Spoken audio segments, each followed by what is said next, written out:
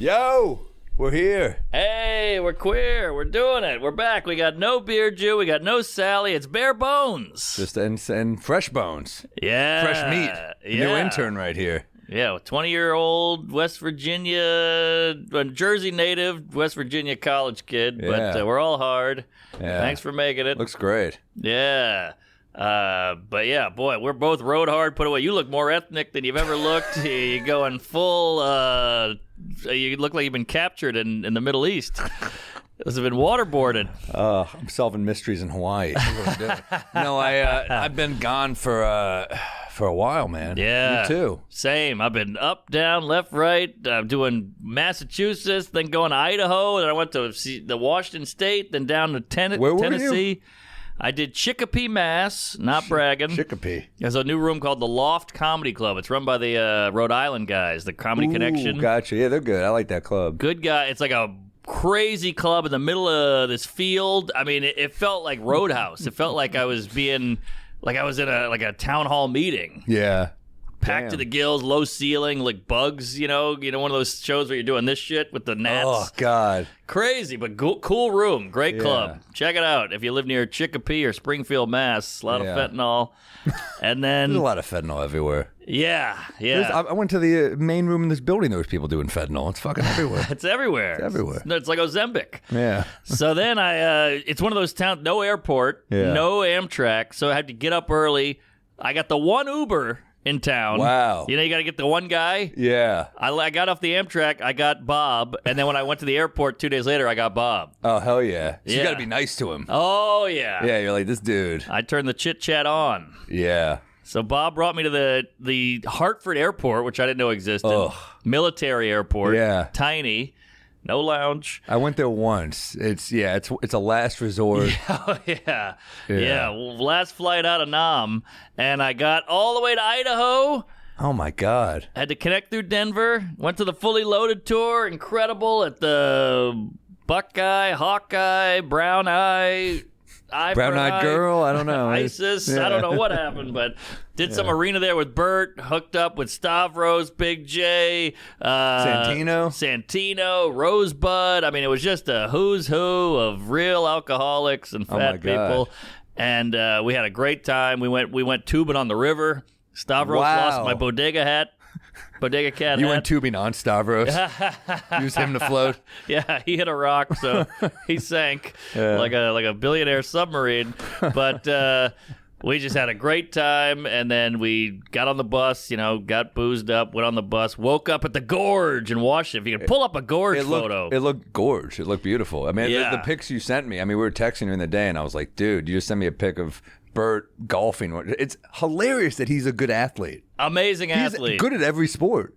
It's incredible. It is incredible. One time we went skiing together. He skied one day and snowboarded the next day, and he was still better than all of us. Look at that sunset. Beautiful. That is insane. I said it was like if the Grand Canyon went to Coachella, because it's got a little more naturey, fun-loving hippie vibe. Yeah. No, I get that. It looks beautiful, man. Beautiful. 15,000 people. They get there at noon. They start drinking a couple. God. One guy passed out during Stavros' set, and the cops or the medics had to run in because all these girls were like, ah! And Stavros, he had flip-up glasses, and Stavros goes, let's flip those glasses down and weekend at Bernie's this motherfucker and keep going. The crowd went nuts.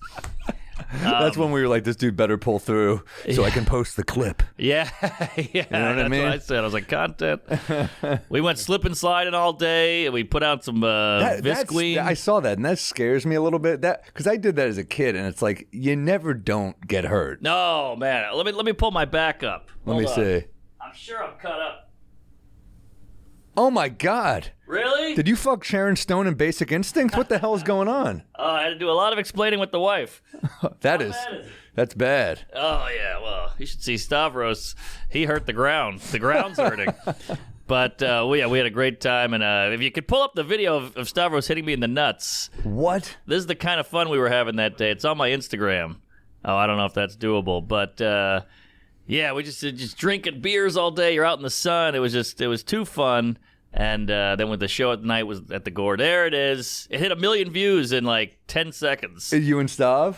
Well, I was running around on the slip and slide, and then Bert goes, "Come here," and he poured a big ice bucket on me. So I was like, "Oh my god, it was so cold!" And then as I'm shivering, Stavros threw a Nerf ball, hit me right in the balls, and I went down for like a half hour.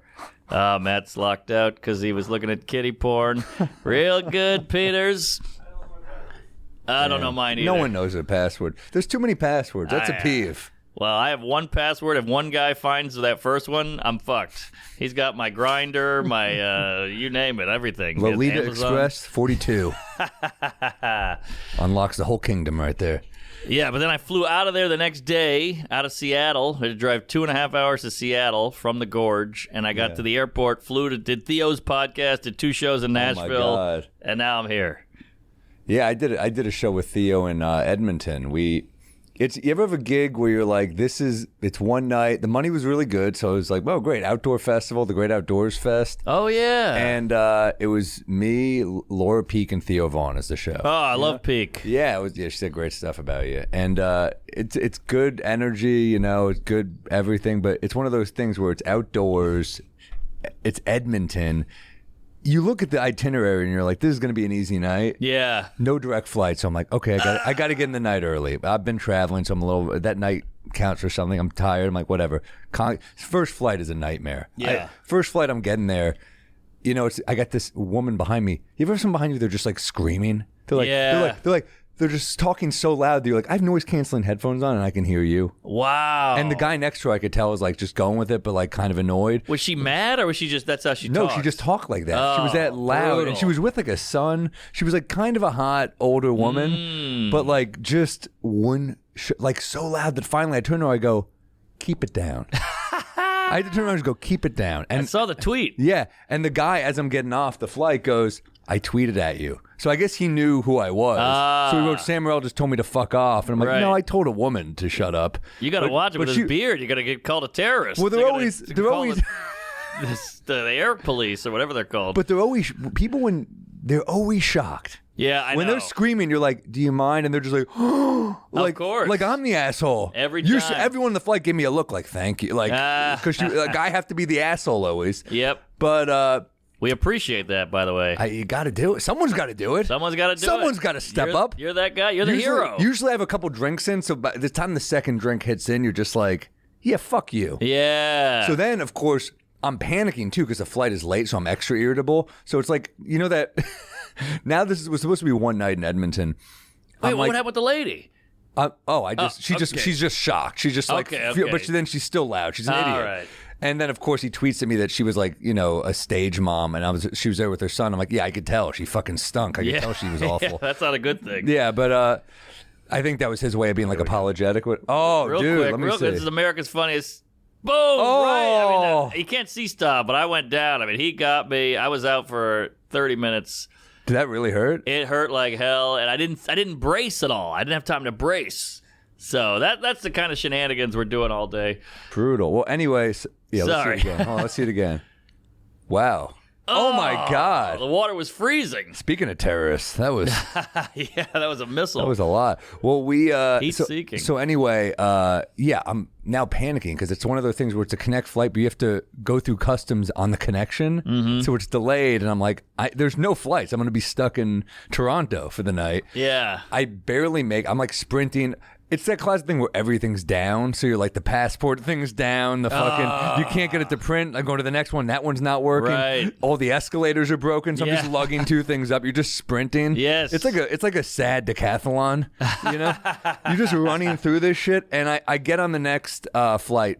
I'm like fuming. You have to re-go through security, everything. Oh, yeah. Get in the next flight. Of course, that's delayed. So all this was for nothing. But it won't update on my phone. So it's not telling me that. Right. So. Well, yeah, we're international. Yeah, so then we get there. The next day we're at the gig, Edmonton. It's like it's 7,500 people. It's outdoors, the Great Outdoors Fest. Big headliner, right? Theo. Oh, Theo was the headliner. Yeah. Okay, wow. And we get there, and Theo and I go. He's like, I was gonna go. I never do sound check, but Theo's like, I'm going to sound check, and I was like, fuck it. Everyone else is going. I don't want to be the odd man out, so I go to sound check. The air is so bad. Like, I went outside in Edmonton. It felt like I smoked 2 packs. It's like that bad. The fires. Yeah, the wildfires. Got it. we get to the venue, and I'm like, dude, this is like bad air. And Theo's like, nah, what are you talking about, man? I was like, no, I'm telling you, this is like bad air. I don't mean to be the Jewish stereotype here, but this is like not good. And within 30 minutes, our agent calls us and was like, the gig's canceled. Oh! The government has shut down the gig because of the air quality. Wow. It's at an 8 out of 10, which is apparently really bad. And I could tell it was bad. Yeah. And I'm like, yeah, I get it. And so they're like, will you spend an extra night there, and we'll do the show on Saturday. And I'm like, well, is the air going to be better? And they're like, we think it will be. And I was my God. I was like, all right, it's now 3 nights in Edmonton as opposed to 1. So you're like, day 3. 3 nights in Edmonton sounds like a horror movie. I felt like I was in Bruges where they're like, fucking get me out of here. Exactly. But so now it's day 3. It's not a day where you can like really walk out because like you take 2 steps out and you're like, this is horrible. Right. It's like gross. So I'm in the hotel. Can you see it? Is it brown? Like the air? Oh, it's disgusting. Okay. Yeah, and I and of course I'm like I'm gonna be healthy, so I swim some laps, and then I put my finger, I like do the locker, it just slices right open, I'm bleeding everywhere, and I'm like, oh, can I? So I just go to the front desk, I'm like, can I get something? They're like, we have a Band-Aid, and we'd like to offer you a free drink. I'm like, oh, thanks, I'll dip my finger in it, you fucking prick. Thanks for nothing. Bloody Mary. Yeah, but anyway, we get to the gig and like. I go outside during the day. I'm like, the air is worse than it was yesterday. Wow. But it's one of the things where I'm like, I don't want to do, it's good money. I don't want to just take their money and not do the gig. So I'm like stressed that the gig's going to happen. It's insane that like we couldn't, that was my opener. I'm like, we couldn't perform fucking indoors for 2 years. Now we can't perform outdoors. I'm like, I feel like my agent's going to call me in 2 weeks and be like, we got you an underwater gig. It's on a submarine. It's a safe one. It's not a Titanic one. That's great. And so we get there and it's like, it's bad. We look at the thing, I'm like, it's still 8, but they just did the gig. And I was like, we could have done the gig. We have very different styles. I would have gone straight to Trudeau's face with the brown, but I think Theo did something about that. Okay, there you go. So then, I did a bunch of jokes about the weather. Like you had to riff on it. Of course. But so then. The next day, it was a fun show. We had a great time. Everyone, it's tough. Outdoor comedy's tough. Oh, yeah. It's not ideal. And I see Theo panicking when I get off. I could see him being like, oh, fuck, how was it? And I'm just like, you don't want to psych the dude out, but you also don't want to make him think he's walking into a great situation. Right. So you have to walk that line of like, they're good, and he's like, but I mean, they were good, but it's outdoors. It's outdoors, and Theo's already a head case. That's what I mean. So yeah, you played it right. Just in a way where like, I don't want to, I could tell he's in his head. Yeah. But then we had fun after. Nice night, had a few drinks. The next day, one of the WME agents is there, and she goes, my flight was canceled because she was supposed to go to the airport with me, and I'm like, oh my God, what the fuck in Edmonton? What is this city? It's the Bermuda Triangle. So then I get out, and I'm like, oh, thank God I got out. I mean, I guess I'm like the last guy to get out of Edmonton here. I'm a survivor here. And then as I'm on the flight, I paid for the Wi-Fi because I'm like, I'm bored, I'm hungover. So I'm on it, and it goes, your connection in Montreal has been canceled. Oh! And I was like, there's no way. And I'm like panicking. I'm like, let me find something. And this is how much I haven't been home. I've been home like 6 days in the last 6 weeks. So I'm like, I just want to be home. Of course. And there's no flights. I literally am like, maybe I could fly Air Canada to DC and take the train back. But that connects in Toronto. So I'm like, everything's a bitch. Yeah. So then I'm like, fuck it. I booked a car service for $1,500 from Montreal to New York. That's how badly I wanted to go home. Oh my God. And I'm talking to my agent. He's like, the festival will cover it. It's fine. Hey. And the car service, they canceled. They're like, no one wants to drive to New York right now. And I'm like, oh my God, I'm fucking stuck. So I'm like, all right, fuck it, Montreal, here we go. I book a hotel. I take a car to the hotel. My phone. It's one of the things too. My phone has literally got 2%, and then the Uber shows up, and I'm like, thank God. Get in the car, go to the hotel lobby, and I'm texting my agent, and he's like, you want to do a pop up in Montreal? And I'm like, yeah, you know what? If you could find something, I'll do a pop up show. But I'm in this like pretty nice hotel. I'm in the hotel lobby. I'm like, he's got Black Manhattans on the menu, and I go, ooh, Black Manhattan me, dude. Yeah. And the guy hands me one, down it. He's like, you want another? I go, fuck yeah, I do. On my 3rd Black Manhattan, wow. My agent texts me, goes, they're doing the gig, a theater, the St. Catherine Theater in Montreal. Uh-huh. By the way, the last time I played the St. Catherine Theater, you know who was hosting the show? Bill Cosby. Comedian Blake Griffin. Oh, wow. The basketball player. I remember that year. Yeah. I was there that year. Yeah. That was he was doing stand-up for a minute. Yeah, it was. And can we call it Black Manhattan, just call it a Harlem and shorten it? I like that. Okay. I really like quicker. that. Yeah. It's quicker. Or at least a Washington Heights or something. Yeah. So, he says, yeah, they're in. So I'm like, all right.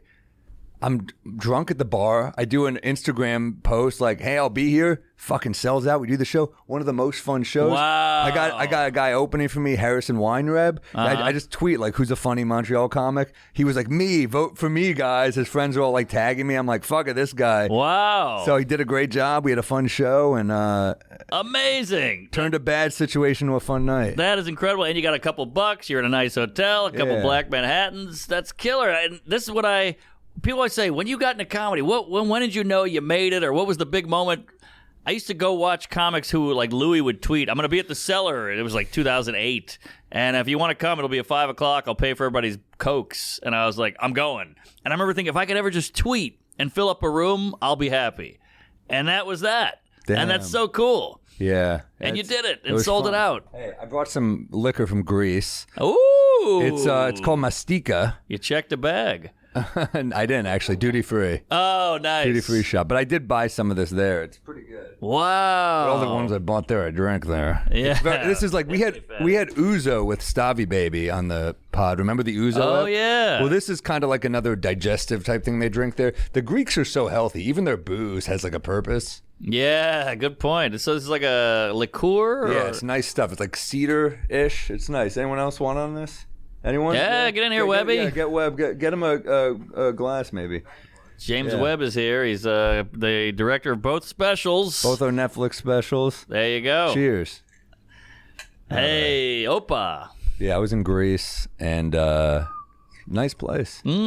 Not too shabs. Never been. It was good. It looked amazing. The video you shot was great about the promo. Got a promo. Yeah, that was great. I mean, you had the can't stop promoing MSG. I need to sell this shit out. The cotton shirt or whatever that was, and the tan. The hair was up. You looked great. Oh, thanks. Beautiful view. Nice. The sunset in Santorini is what it's all about, man. I bet it looked good great. Shit. Yeah, I don't really. It's very hard for me to take time off. Isn't it nice? Same. Yeah. So when you saw that video, it's cool to see you out there because we never take time off. But not only did you take time off, but I got to see it. I got to see the video of it. Yeah, that was cool. I send you a few pictures. Oh yeah, stunning. I didn't think you'd believe it. No. Just the way I didn't believe it when you went on a safari. I thought for your honeymoon you were like, I'm doing 4 at the Cellar. She can come watch. Going to Side Splitters. It's a beautiful beach out there. A Tampa honeymoon. I did my bachelor party in Tampa. I know. Yeah. I'm still fucking mad I missed that. It was a wild time. But we had a fun bachelor party here. Oh, that yeah. episode, and then we went out and got wasted and steaks and everything. That was great. That was great. Yeah, it was a great night. I barely remember the end of it. That got ugly. Well, fucking DeRosa comes in here and he's like, we're doing shots. And I'm like, dude, it's 3 p.m.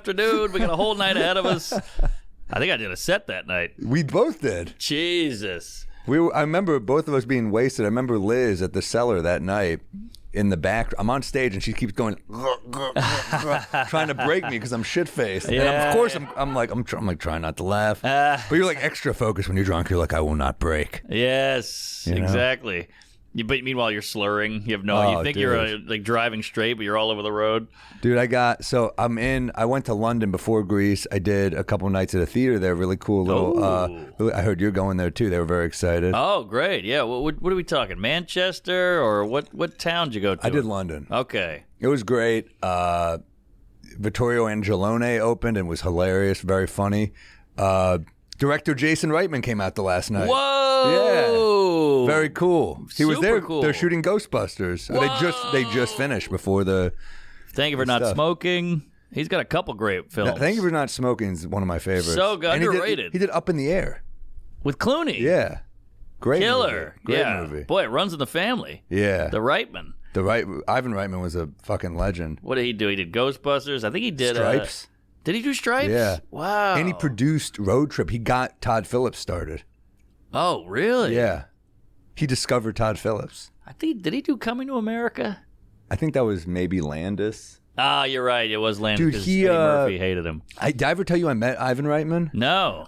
His production company wanted to do a thing with me like years ago, so I went to his office a few times and like just talk. He was like trying to develop a show for me. Whoa. And nothing came of it, but I'm just hanging out with Ivan. I'm just listening to Ivan Reitman's brain. Unreal. And his idea, it never happened, but it was like he was like, it should be like part podcast but part TV show. But it's like you're a PR guy and you try to fix like famous people's problems, and they come in and you're like a scumbag, and it was like I was like, this is kind of a funny idea. That's funny. Yeah, it's not bad. I thought it was pretty good. Yeah. But he nothing did came of Twins. it. Oh yeah, classic. Okay. Wow. Ivan. Kindergarten Cop. It's not a tumor. Sorry. London was sick. Yeah, And then, London's cool. Oh, I got some peeves. Oh, Can I break out a few peeves? Is it too early to break out a peeve? No, it's never too early for a peeve, but I got a couple myself. Do you want to start? Sure. Start us Let me off. pull this puppy up here. One.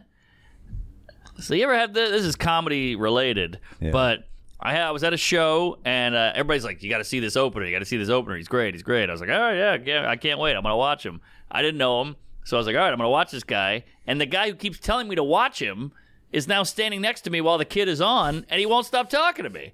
So this kid's killing, and I'm missing all the punchlines because this guy's like, so, when's your flight?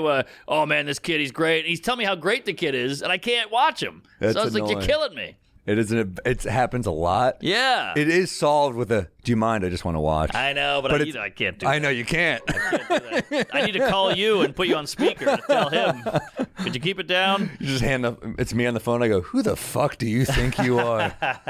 No, I'm with you though. It happened to me the other day at the cellar. Someone was telling me to watch someone, and I was like, I'm trying to watch, and he's getting these big laughs. You're like, I wish I could hear that punch. Yeah, that's another thing that's like, just watching comedy is like, sometimes I have to take a break for it because I don't want to be influenced. But yeah, I've never really seen Theo do a long set. That was kind of fun. Oh, yeah. And then I watched Colin Quinn the next night at the Cellar, or 2 nights later. And I'm like, oh man, this is like, they couldn't be more different, but you kind of you're like, oh yeah, I like that he went, I wouldn't have thought to go this way for that joke.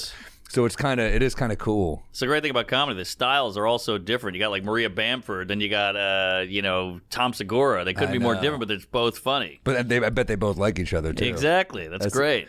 Yeah, man. That's a good peeve. I wrote down a bunch. I got a couple. We haven't seen each other in a while. Yeah, I got. Here's one. You ever know someone who they just like, they fall asleep the second their head hits the pillow? Yeah, my wife has that. It makes me crazy. I know. I'm so jealous. Speaking of Cosby, but it makes me so jealous because we can't sleep. Well, yeah. I mean, it's insanely annoying, and it's also like they pick a fight with you, and then you're like, oh yeah, and then you're like, oh come on, now I'm awake, and you're just sleeping like a fucking kitten. This is infuriating. Doesn't help with the bedroom stuff either, and I'm getting all hot and heavy, and she's going to town, and I'm like, all right, hold on, let me just wipe my ass real quick, and I come back, and then she's snoring with speaking of Cosby again, I don't think that would have stopped him. But, yeah. Yeah, but she'll pass out if I don't keep the motor running. It's like a car that dies. Come on. Yeah, so that's definitely a peeve. That's a peeve. Because it's hard to sleep. I know. I'm taking a cocktail every night of melatonin and weed and whatever the hell. Isn't this good? It's very good. I'm worried it's too good. It's like candy. I know. Fucking love candy, dude. Mm-hmm. Candy, right? Oh, yeah. John Candy. All right, I got one. Hit me. This one maybe could be a bit, but this is a strange one. Had this guy standing next to me, pops open a gum, and he goes, you want a piece of gum? I go, I'd love a piece of gum. Gives me the gum. I put it in my pocket. He didn't like that. What? He was like, well, what are you doing? And I'm like, I'm going to save that for later because I'm going to eat right now. And I'll eat it after I eat. I'll chew the gum after I eat. And he's like, you got to eat it now. And I'm like, what do you care when I eat the gum? And he's like, well, I gave you gum and you're going to save it? And I think he was half joking, but we got in like a thing. I felt like Larry David over here. Is he a gum pervert? He needs to watch? I think he was Jeff Orbitz. I don't know. He was furious, but like he kept bringing it up throughout the night. I was like, I'll eat the gum. That's a peeve right there. The continually bringing up, not letting the thing go. Exactly. The like, remember when he did that? And you're like, yeah, it was 20 minutes ago. That's a weird thing. Weird. He didn't like it. I always have gum on me too, so I'm always like, if someone's like, "Do you have gum?" I'm like, I got you. Yeah. I like being a gum guy. Everybody loves the gum guy. Everyone loves the gum. I got you right here. All right, little well- Dentine Fire, baby. I'll save it for later. They should sponsor me. No, you got to have it right now. I'll give it to you. No, gum people, you need us. We need you guys out there on the front lines. Yeah, Because, when you got the stank breath and you show up, it's nice. it's like a tooth fairy. It's also like, I feel like smokers. But then if you're a smoker, how do you have gum? Because how many pockets do you have? Yeah, good point. That becomes an issue. Good point. Smoking is so expensive. I know. Someone was like $19 a pack here now. What? It's something crazy. Wow. So yeah, that's. We were out on the river and Big J lost his cigarettes. He just went home. He was like, I'm done. I can't do it. We're like, dude, we're in the middle of nowhere in the woods. And he's like, I'm leaving. He got an Uber. He was gets eaten by a bear. Yeah. I lost my Bodega Cat hat thanks to Stavros, and I was What? fine. Oh, he took it? Well, he put it on because he's so he's scared of the sun. And He sent me a picture. I thought he was like, this is so funny. Stav sends a picture in the Bodega Cat. I'm like, oh, he's supporting. He just stole your hat? just stole the hat. What the hell? The hat's gone. It's floating somewhere. Shark's eating it right now. But Oh, come on. I know. I will get another one. Somebody send us a Bodega hat. We have them on the website. Oh, we do? You can just get them. I don't want to buy one. No, I mean, they're not going to charge you. It's our shit. Oh, all right. Stavros should buy it. That fucking Greek bastard. All right, but We'll get revenge, and we'll post a picture of him in the hat on Bodega Cat and pretend he's a sponsor. there you go. We'll throw it on the IG. I got the picture on my phone. Yeah, if he reshares, he's got a big following. Yeah. No, we'll send him. He's got Bodega. Here's a peeve. I gave him the bottle, like when it came out a year ago or something. Mm-hmm. I go to his house recently, unopened. Oh, that's worse than the gum. Break your sobriety, Stav. Yeah. Come on. You're wasting it. Can I have it then? No, we have a ton. Okay. You don't have to pay for your own liquor, by the way. Oh, really? No. All right. I knew we know started this. this for a reason. Fucking. All right. Okay, I did gum. What do you got? Okay, what do I got? Peeves. Oh God, like just fucking idiots is it my peeve. I'm in Greece. I'm at like a little cute Greek lunch spot. Oh, I love it. Love it, dude. Ate octopus like every meal. It's the best. Greeks, you know what's great about Greek food? It's pretty damn healthy. Yeah. And it's delicious. So, I know. So And fresh. Eating octopus, and this woman comes in, and it was like it's just her and us in the store. It's like, and she's one of those people I hated the second she came in. She was loud. She was obnoxious. It's one of those people that like, it's just us and them in there, and she's making sure I can hear everything she's saying. So she's loud, and at one point, she looks at the menu for 10 minutes, and I just overhear her go to the waiter, can I just get like a muffin? You scanned an entire Greek menu full of octopus and tomatoes, fresh baklava, and you came back with muffin. I love this New Yorker. You can't look at a menu for 6 minutes in New York. You'll get trampled. You get tased. You got this New York guy in there, this New York comedian who's probably nursing a hangover, and then old yappy Kathy coming in and gets a muffin. Well, she didn't get. They don't have muffins. That's not a Greek treat. Good The waiter's point. not like, oh yeah, sure, we'll whip you up a fucking muffin. So she was American. Yeah, of course. I want a muffin. You don't get to just decide what you want if it's not on the menu. Yeah. I really want it to be like, you're really not attractive enough to be this stupid. You're not. You got a real coos magnet coming your way. I do. feel like they're always around They're you. always around me, and I have a short. And I also like. And she called me in a good mood too because I'd been hiking, so I'm like I'd been sweating stuff out. Yeah. I felt good, Pheromones. and I was still furious. Damn. Yeah, I hope they threw her out of there. No, they served her like she got like whatever. Like she got the most basic thing on the menu. She got whatever. She probably got like a fucking cheeseburger or something. Right. Those little delis. I went to one in the Amalfi Coast, and me and the lady went in. She was like, "I'll just take a salami sandwich, whatever it is." The guy took a half hour to make it. He went in the back, pulled out the bread. You saw everything he was using. He had deli meat hanging, And I was like, what are we doing? It's a half hour for a fucking sandwich. It was the best sandwich I've ever had in my life. I know. It was incredible. As you're getting so angry, and then you eat. That's a peeve though. European timing. Oh, my every God. meal 3 hours. That's why they live to their 108, because they're waiting on a meal. They're just sitting there waiting. Those people live forever. It is literally every meal. They're just like, yeah, and I'm like, yeah, you forgot about me. They're like, no, this is how we do it. That's how they do it. I went to France once, and we go, dinner was great, we'll take the check. it takes like 20 minutes to make the check. I was like, are they cooking the check? Are you going to the fucking Czech Republic to get the check? Yeah. And I started ordering the check with the appetizer. So I'd be like, here's the app. We'll get this as an entree and we'll get the check. And they were like, whoa, what are you, crazy? And I'm like, we got a show to make, it's crazy. I just don't want to be at dinner for 3 hours. No. I got to pee for you. The first fucking... you go and I'll bring it back. All right. This is maybe why France is rioting. All right. This is a wife thing. Maybe if they had shorter dinners, they'd have longer work weeks to get something done in that fucking country. That's Am I right? true. You got that right, Macron, whatever his name is. But somebody just drove a car through one of the department stores. It's getting crazy out there. It's like, dude, the heat in Europe right now is... Oh, really? Oh, my God. They're like shutting shit down. Oh, wow. People are going on vacation. They're like, you can't walk around. Damn. I went to the Parthenon in Athens, and they were like, it's pretty... I recommend not going during the day because it's hot as hell. But we just went, and it was fine. But, it was hot, but we just drank water. But now they're like, you can't go. Whoa. It's too hot. Like, there's certain hours it's shut down. You can't. That is scary. Yeah, it's hot. We've been hearing about climate change, and then when it starts actually affecting your life, you're like, this is bad. Yeah. So it's all going downhill. It's not good. We had the hottest day on record like 2 days ago, and then the day after that was the next hottest day on record. I mean, it's bad. Yeah. Extreme heat. There you go. Fires rage. Yeah, the fires are going to go up, too. Ugh. Yikes. Bad times, folks. A lot of stuff to worry about. I know. How about places without AC now? I mean, how do you even live with that? Yeah, that's true. When I grew up, a lot of places just had ceiling fans in New Orleans. I feel like it didn't used to be that bad, though. I mean, it was hot, but like... Yeah, maybe. That's true. No one's getting a heat stroke. I mean, people are getting heat stroke now. Now they are, yeah. But last peeve, and we'll move on. Or unless you got more. I might have more. Bring them on. Looking at, I'm buying, me and the lady are working on a new house in Brooklyn. Yeah. And we're, hey, how about these cabinets? It's a nightmare.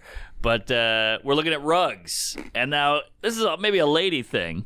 But she goes, okay, here's 5 rugs. Which one do you like the best? And I'm like, that one. That's a pretty rug. Yeah. And she goes, okay, that one? I go, that one. Boom, moving on. I turn the TV back on. And she goes, wait, hold on. She turns the TV off. She's like, that one's a little bright. And I'm like, I like that one. And she's like, you don't think it's too bright? I'm like, you asked me which one I like. I told you. That's it. That's the case closed. Final answer. Yeah, that would annoy me. Yeah. Also, but you got to do a lap every time. There's only one rug we care about. It's between your legs, ladies. All right? I'll tell you. Woo, working hardwood.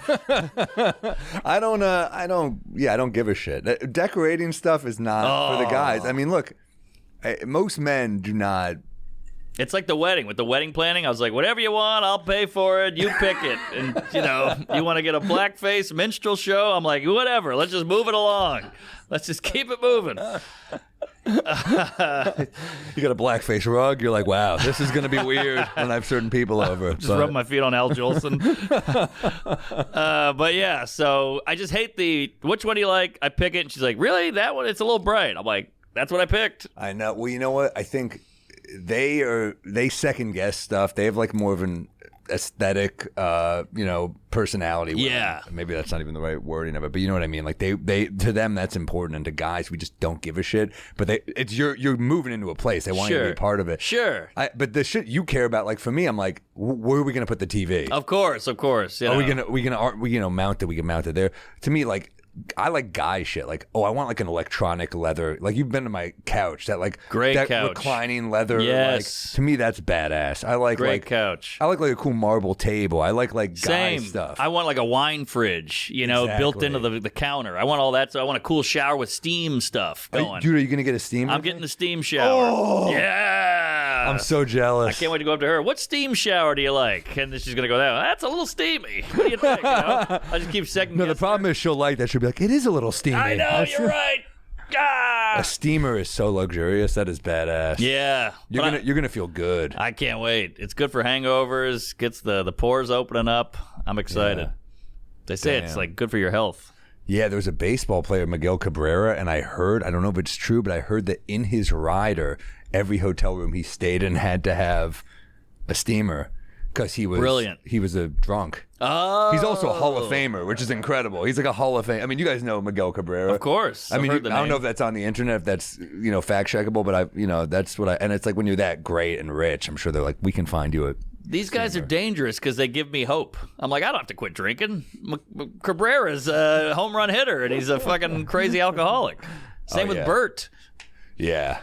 Now Bert's going strong. Yeah, we drink all day. We were walking like from a bus to a shower, and he was like, I can drink all day now, and then take a nap, and I'm fine. And I'm like, that's not good.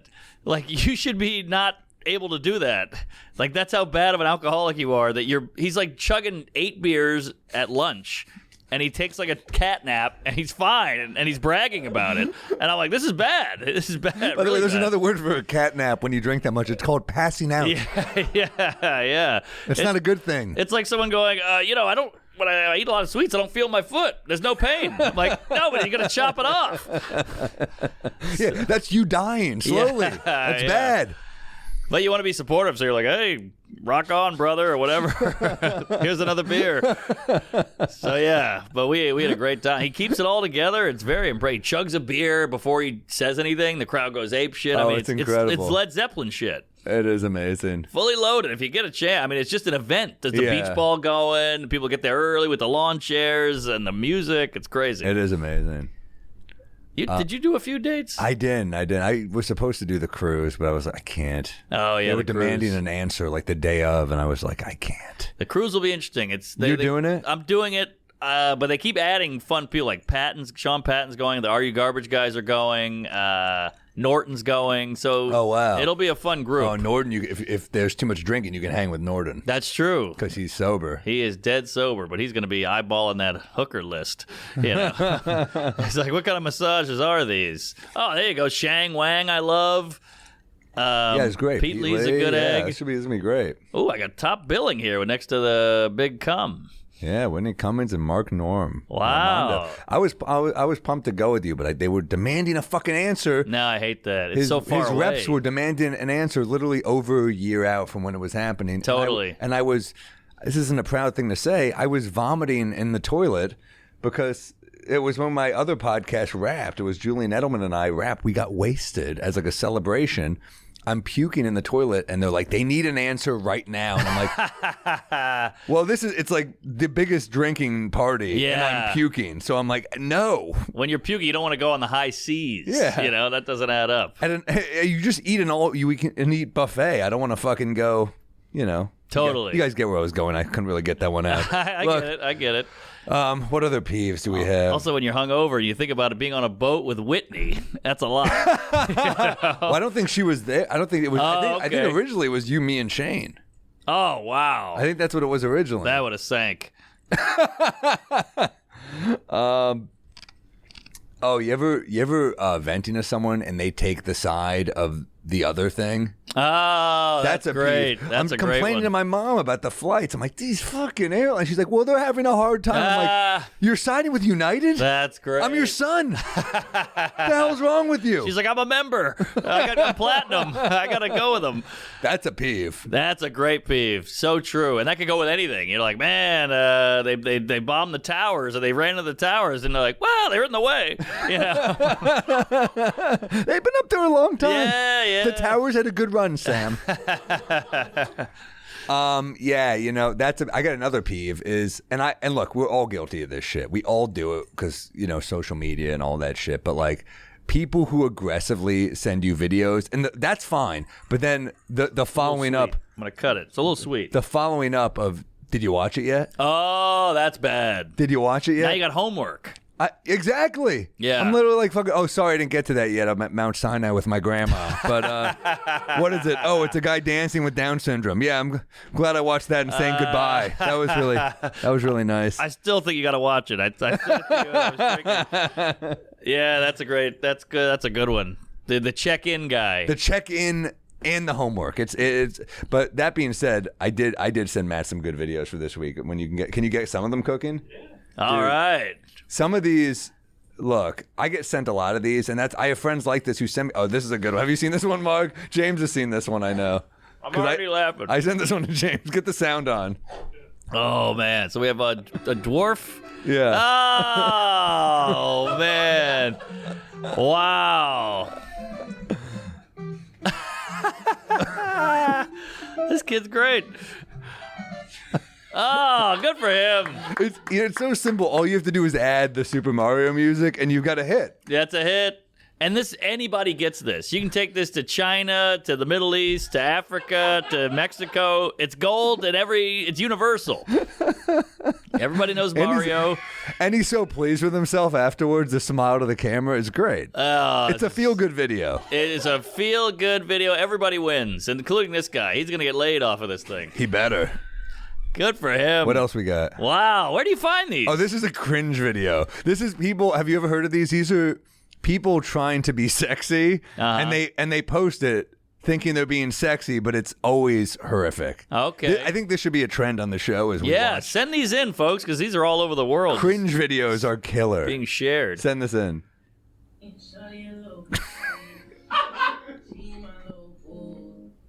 Wow. That's pretty good. Yeah, that's rough. So he's trying to be hot. Yeah, I mean, can you imagine that's your dad? You're like, my dad's on Instagram. You're like, yeah, mine is too. And they're like, nah, it gets worse. He's really on it. We need Jonah Hill to text this guy, hey, you got to stop. We have boundaries, Holy shit. Isn't that crazy? Crazy. You know what he's doing there, though, don't you? He's showing the lady how he's going to eat her out. For sure. Yeah. Not a bad technique. Let's see it again. Got a wide tongue. Yeah. No, he's got, it's not one motion, which is good. Yeah, he's better than me. I'm just painting the fence down Yeah, but the problem is, after he's licking it, you're with him. Yeah, that's true. That is the problem. That's true. Wow, we got to get the writer strike ending so we can get some real content in here.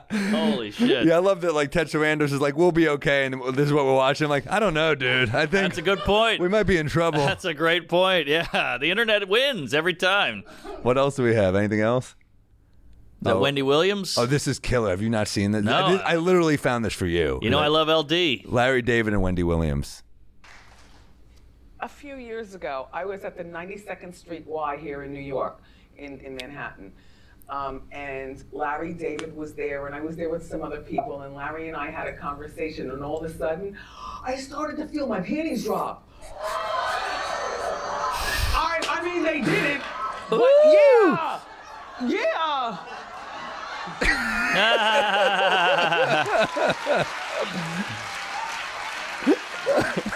Wait, did LD just bang Wendy Williams? I'm confused. I love that she's like, I wanted to fuck Larry David, and her entire studio audience is like,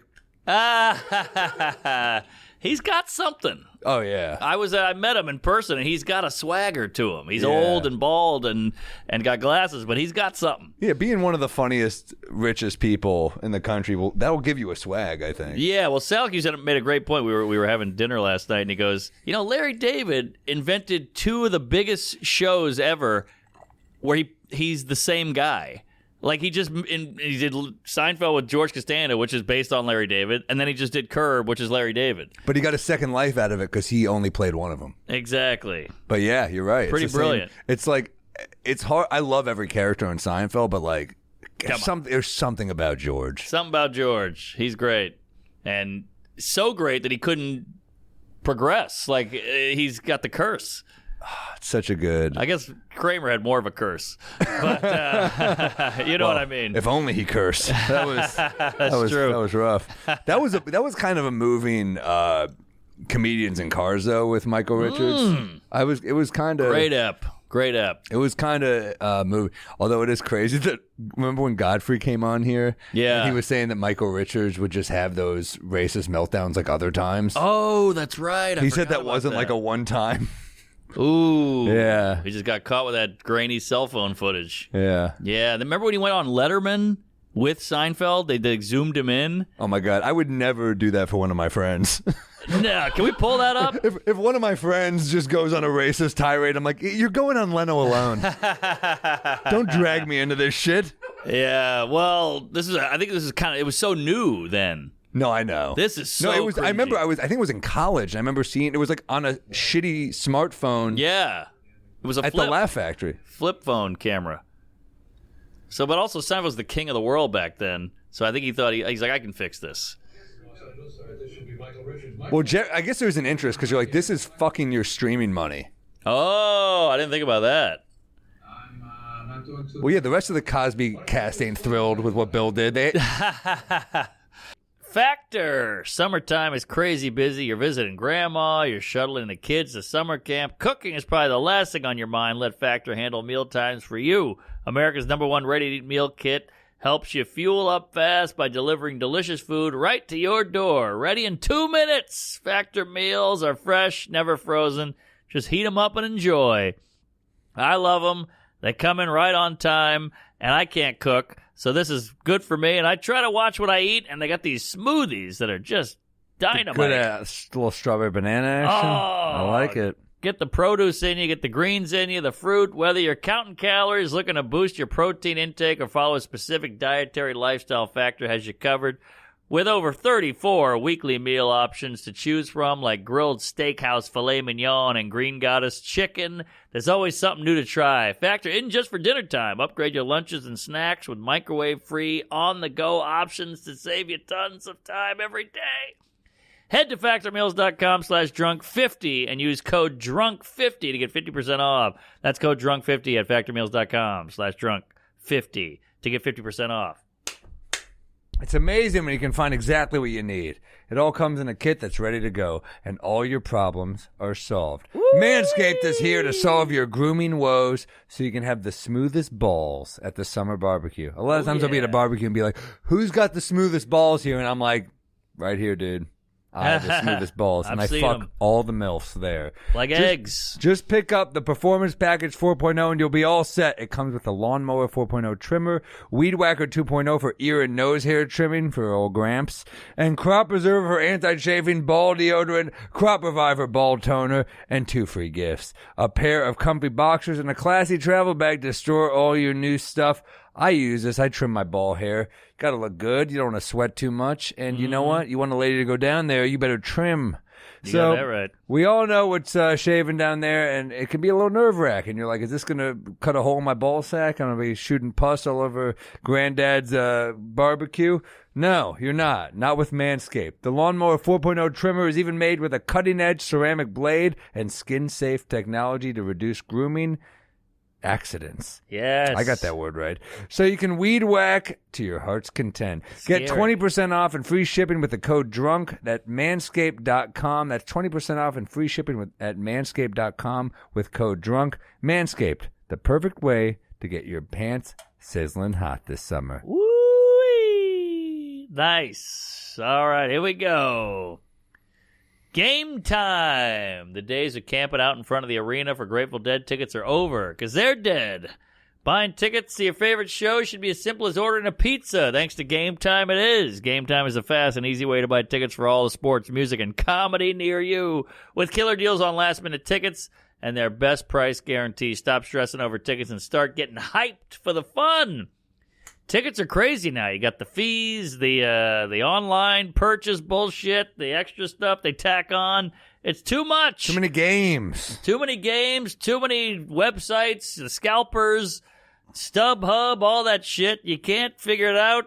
But Game Time's got you covered. It's got deals on tickets right up to the day of the event. Get exclusive flash deals on tickets for football, baseball, basketball, concerts, theater, and comedy. Plus the Game Time guarantee if you find tickets in the same section and row for less. Game Time will credit you 110% of the difference. Wow. Game Time lets you see photos of your seat before you buy them. Ooh, I like that. And sends tickets directly to your phone, making Game Time the easiest way to get the best seats in the house. Snag the tickets without the stress with Game Time. Download the Game Time app, create an account, and use code DRUNK for $20 off your first purchase. Terms apply. Again, create an account and use code DRUNK for $20 off. Download Game Time today. Last minute tickets, lowest price, guaranteed. I lost my temper on stage. They start I was laughing. At, it's weird. A comedy club trying to do my act, and I got heckled, and I took it badly and went into a rage, and said some pretty nasty things to some Afro-Americans. A lot of This would be a great time to be like, trash I talk. talked to my friend Bob Sacamano, and he. Stop laughing. Giddy up. And what were you were actually being heckled, or were they just talking and disturbing the act? That was going on too.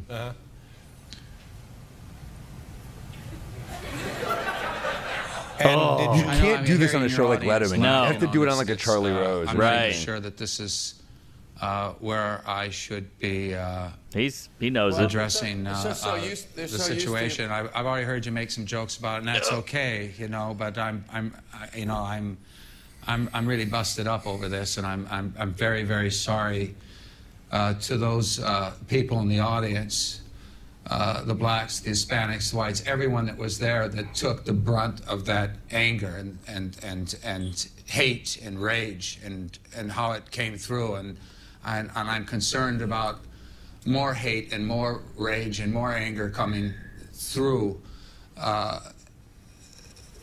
not just towards me, but towards a black-white conflict.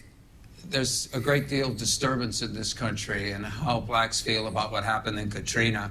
And you know, Oh, yeah. many of the comics, many performers are in Las Vegas and New Orleans. Yeah, he really trying timed to this raise horribly. money for what happened there. That's right. And That's the thing about comedy, guys. for Timing. this to happen, for me to be in a comedy club and flip out and say this crap, you know, I'm deeply, deeply sorry. Nice mood and- lamp in the back, by the way. I know. I don't know about that. The I've got- Bohemian Rhapsody cover here. It's a get weird to the lighting. force field of this hostility. He looks like he's about to go Why it's painting there, with why Bob the Ross rage here. is What the hell is invading us. going on? Exactly. It's got Why a the PBS trash feel. takes place, whether or not it's between me and a couple of hecklers in the audience, or between this country and another nation. But, The Michael, rage. let me interrupt here for a second and Yeah. ask a question about had the people doing the heckling, or the people who were not paying attention, had they been white or Caucasian or any other race, what would have been the nature of It your may have response happened. then? It may have happened. You know, I'm a performer. I push the envelope. I work in a very uncontrolled not manner good. on stage. I do a lot of free association and spontaneous. I go into character. I don't know. In No one view wants to hear of the- Kramer say I'm edgy. of the Right. situation I and pushed the the act envelope. Look, going where it was sometimes you going. just- I don't know. Yeah. The rage did go all over the place. It went to. You know what? When he it said went were to they white, everybody he in should have the been like, room. well, that depends. Were they Jewish? I mean, I don't know. But you It can't. depends you what know, kind of it's- white we're dealing yeah. with. I don't. Is he I know Jewish? people could. No, I don't blacks- think so. I thought he was. Is he? You could look. I don't think he is. Okay. Wow. Man, that is tough. Very awkward. That was. I remember being like, that was like a thing that made, as a comedy fan, made me sad Oh, yeah. because I love Kramer. I mean, he's a super talent, Michael Richards, and we've all laughed at him for 9-10 years. And I now, still watch and I laugh. Of I can course. separate it. You know, it's Oh, Jewish wow. or not. I This mean, is a full I don't know why website. we need a full article. This is a real deep dive. Yeah, it's a yes or no. Which makes him technically not being born by blood as Jewish and not formally going into a conversion. It is amazing the laughs he would squeeze out of shit in Seinfeld, where it would be you like think about what was on the page and what he did with it. Yeah, he's brilliant. It's incredible. He's incredible. He's a talent. And it's sad that he fucked up and now we don't get his talent anymore. But You think he'll ever do like a real part again? he should do like an internet show or something. Like OJ's out there. OJ's golfing on Instagram. Hi, Twitter world. Yeah, that's a good point. You know, but every comment is just a knife. If you watch it, it's Yeah, I pretty mean, wild. look, I was gonna say the OJ. It's not a good look, but he No, is out there. He's out there. Yeah, And I he's mean, loving every minute of Colin Quinn's got a great bit about that. How like we don't know how we're perceived on the internet. You just OJ's just like on there talking about golf. it. Yeah. Well, back to Larry David. He put him on Curb, and they addressed it in a comedic way, And it was great. And it was great. That was a great. JB it was well done. Smoove. So, yeah, I mean that's how you get past a lot. But Yeah. I mean, this was like was this the first cancellation of our lifetime? It was big. It was one of the early ones because they had the cell phone footage. That was when the cell phone camera was new, and then Right. Tosh was right after this. Remember But this that? was so much bigger than This is Tosh. big, I mean, this yeah. was like a gotcha moment. You're right. The cell phone was new, and that is the gotcha device. That's it. That's why we Yeah. got to bag them up. Yeah. at the clubs. It's just weird to see it like a kooky sitcom star. Like if you saw Brad Garrett call someone like a dirty Arab, you'd be uncomfortable too. It's just you're just like used to silliness. You're not used to Right. And he could have leaned into it. He could have been like, all right, I'm the edgy guy now, you know? I don't know if that would have worked. No, that he's on wouldn't tour work. in a leather jacket and a cigarette. He's like, ooh. He's at the Capitol riot, like sliding in. Oh, man, poor bastard.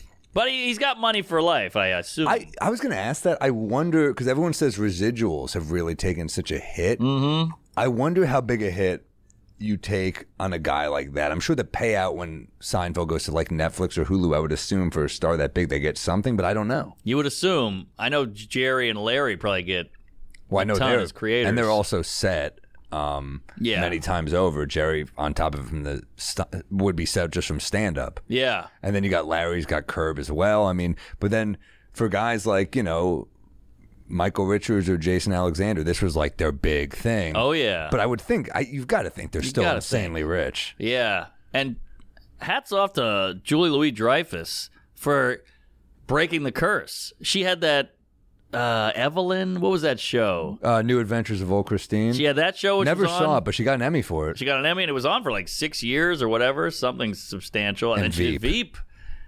And then she did movies. Veep is insane. Veep is great. It's insanely good. Talk about needing writers.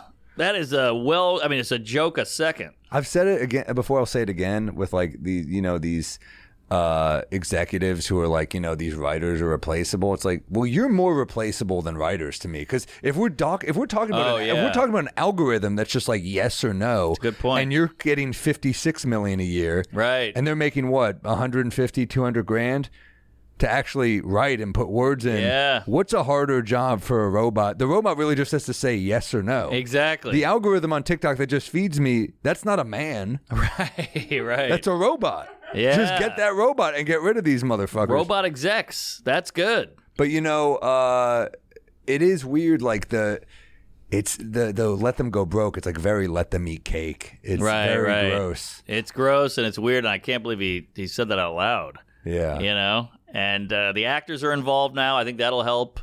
But yeah, it's tough sledding. I don't know, man. It's like so ugly now that you're like, who knows? Although, look, people make up, but it's fucking. Well, that's why the internet is winning. The internet is number one. Everybody's starting their own shit, podcasts, specials. That's probably all going to go that way eventually. I mean, who watches the Tonight Show? No offense to those guys. We've all done it. But like, is anyone like, I gotta tune in? But there's a lot of like power behind it, and you're still saying that. There's a lot of like pushing. True. A lot of people are pushing that.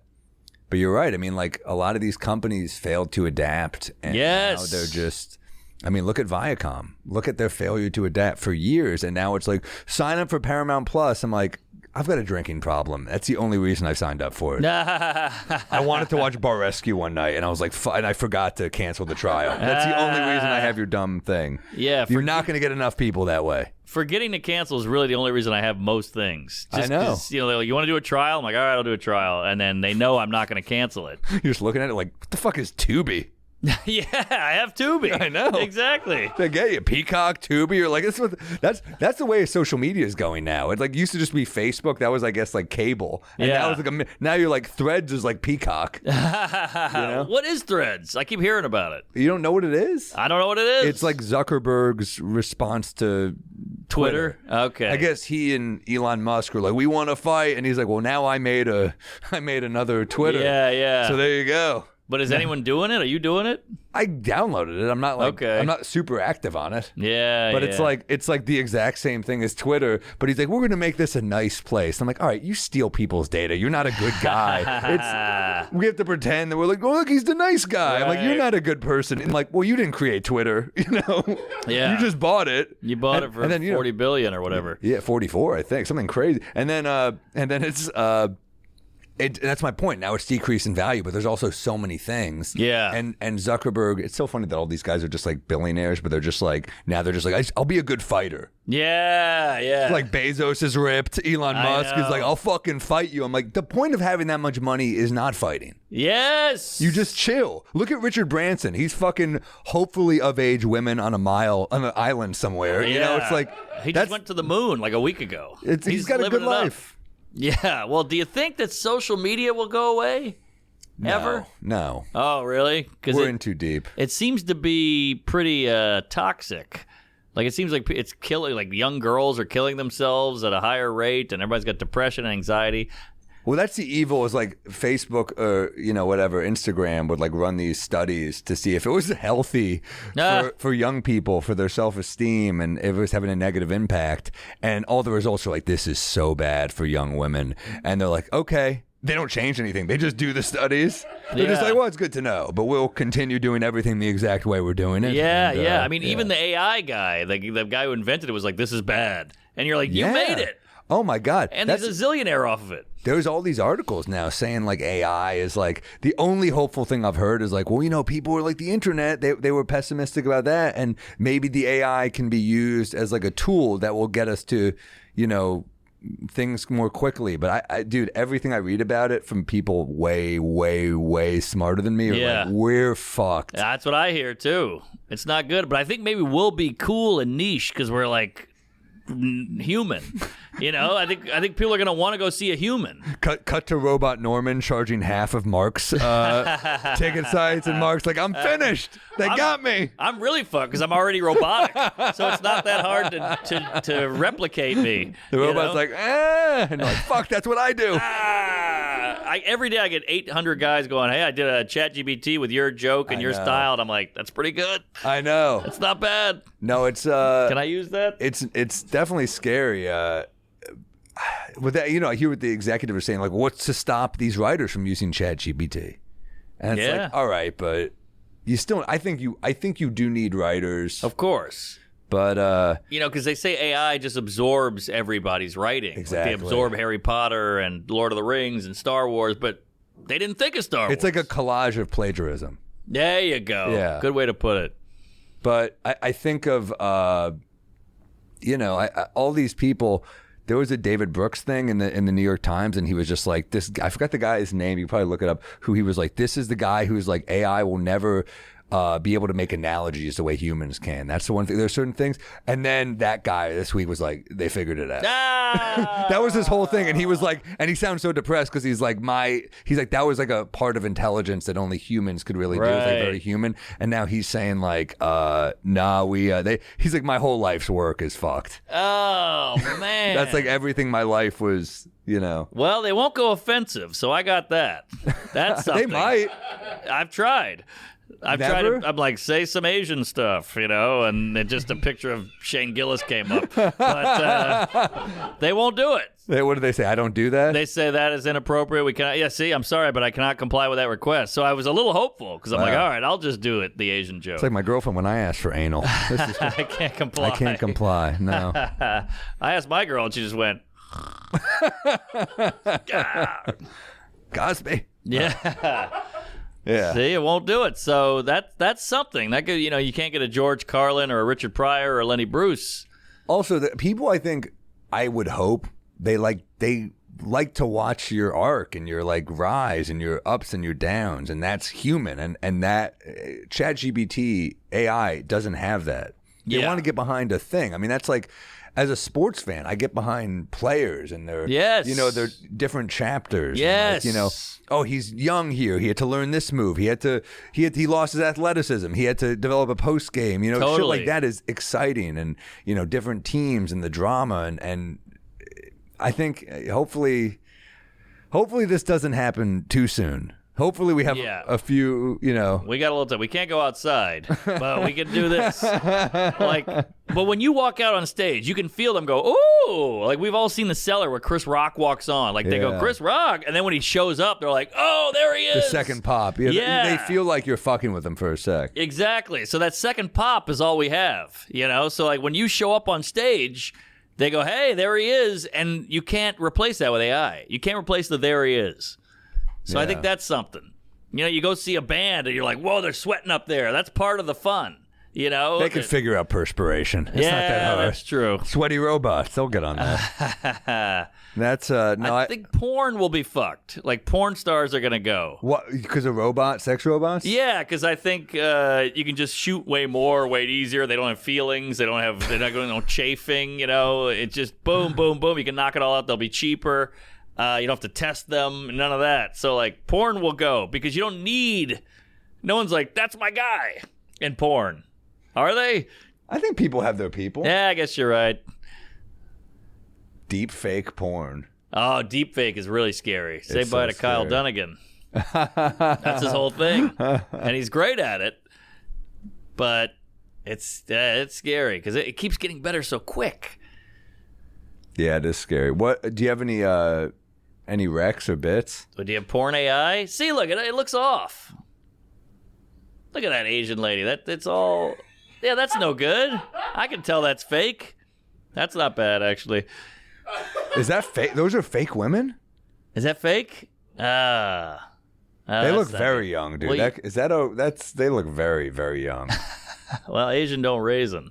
Those are fake? No, those are fake. That's obvious. Is that Zarna Garg? What the hell is going on? It's a weird choice.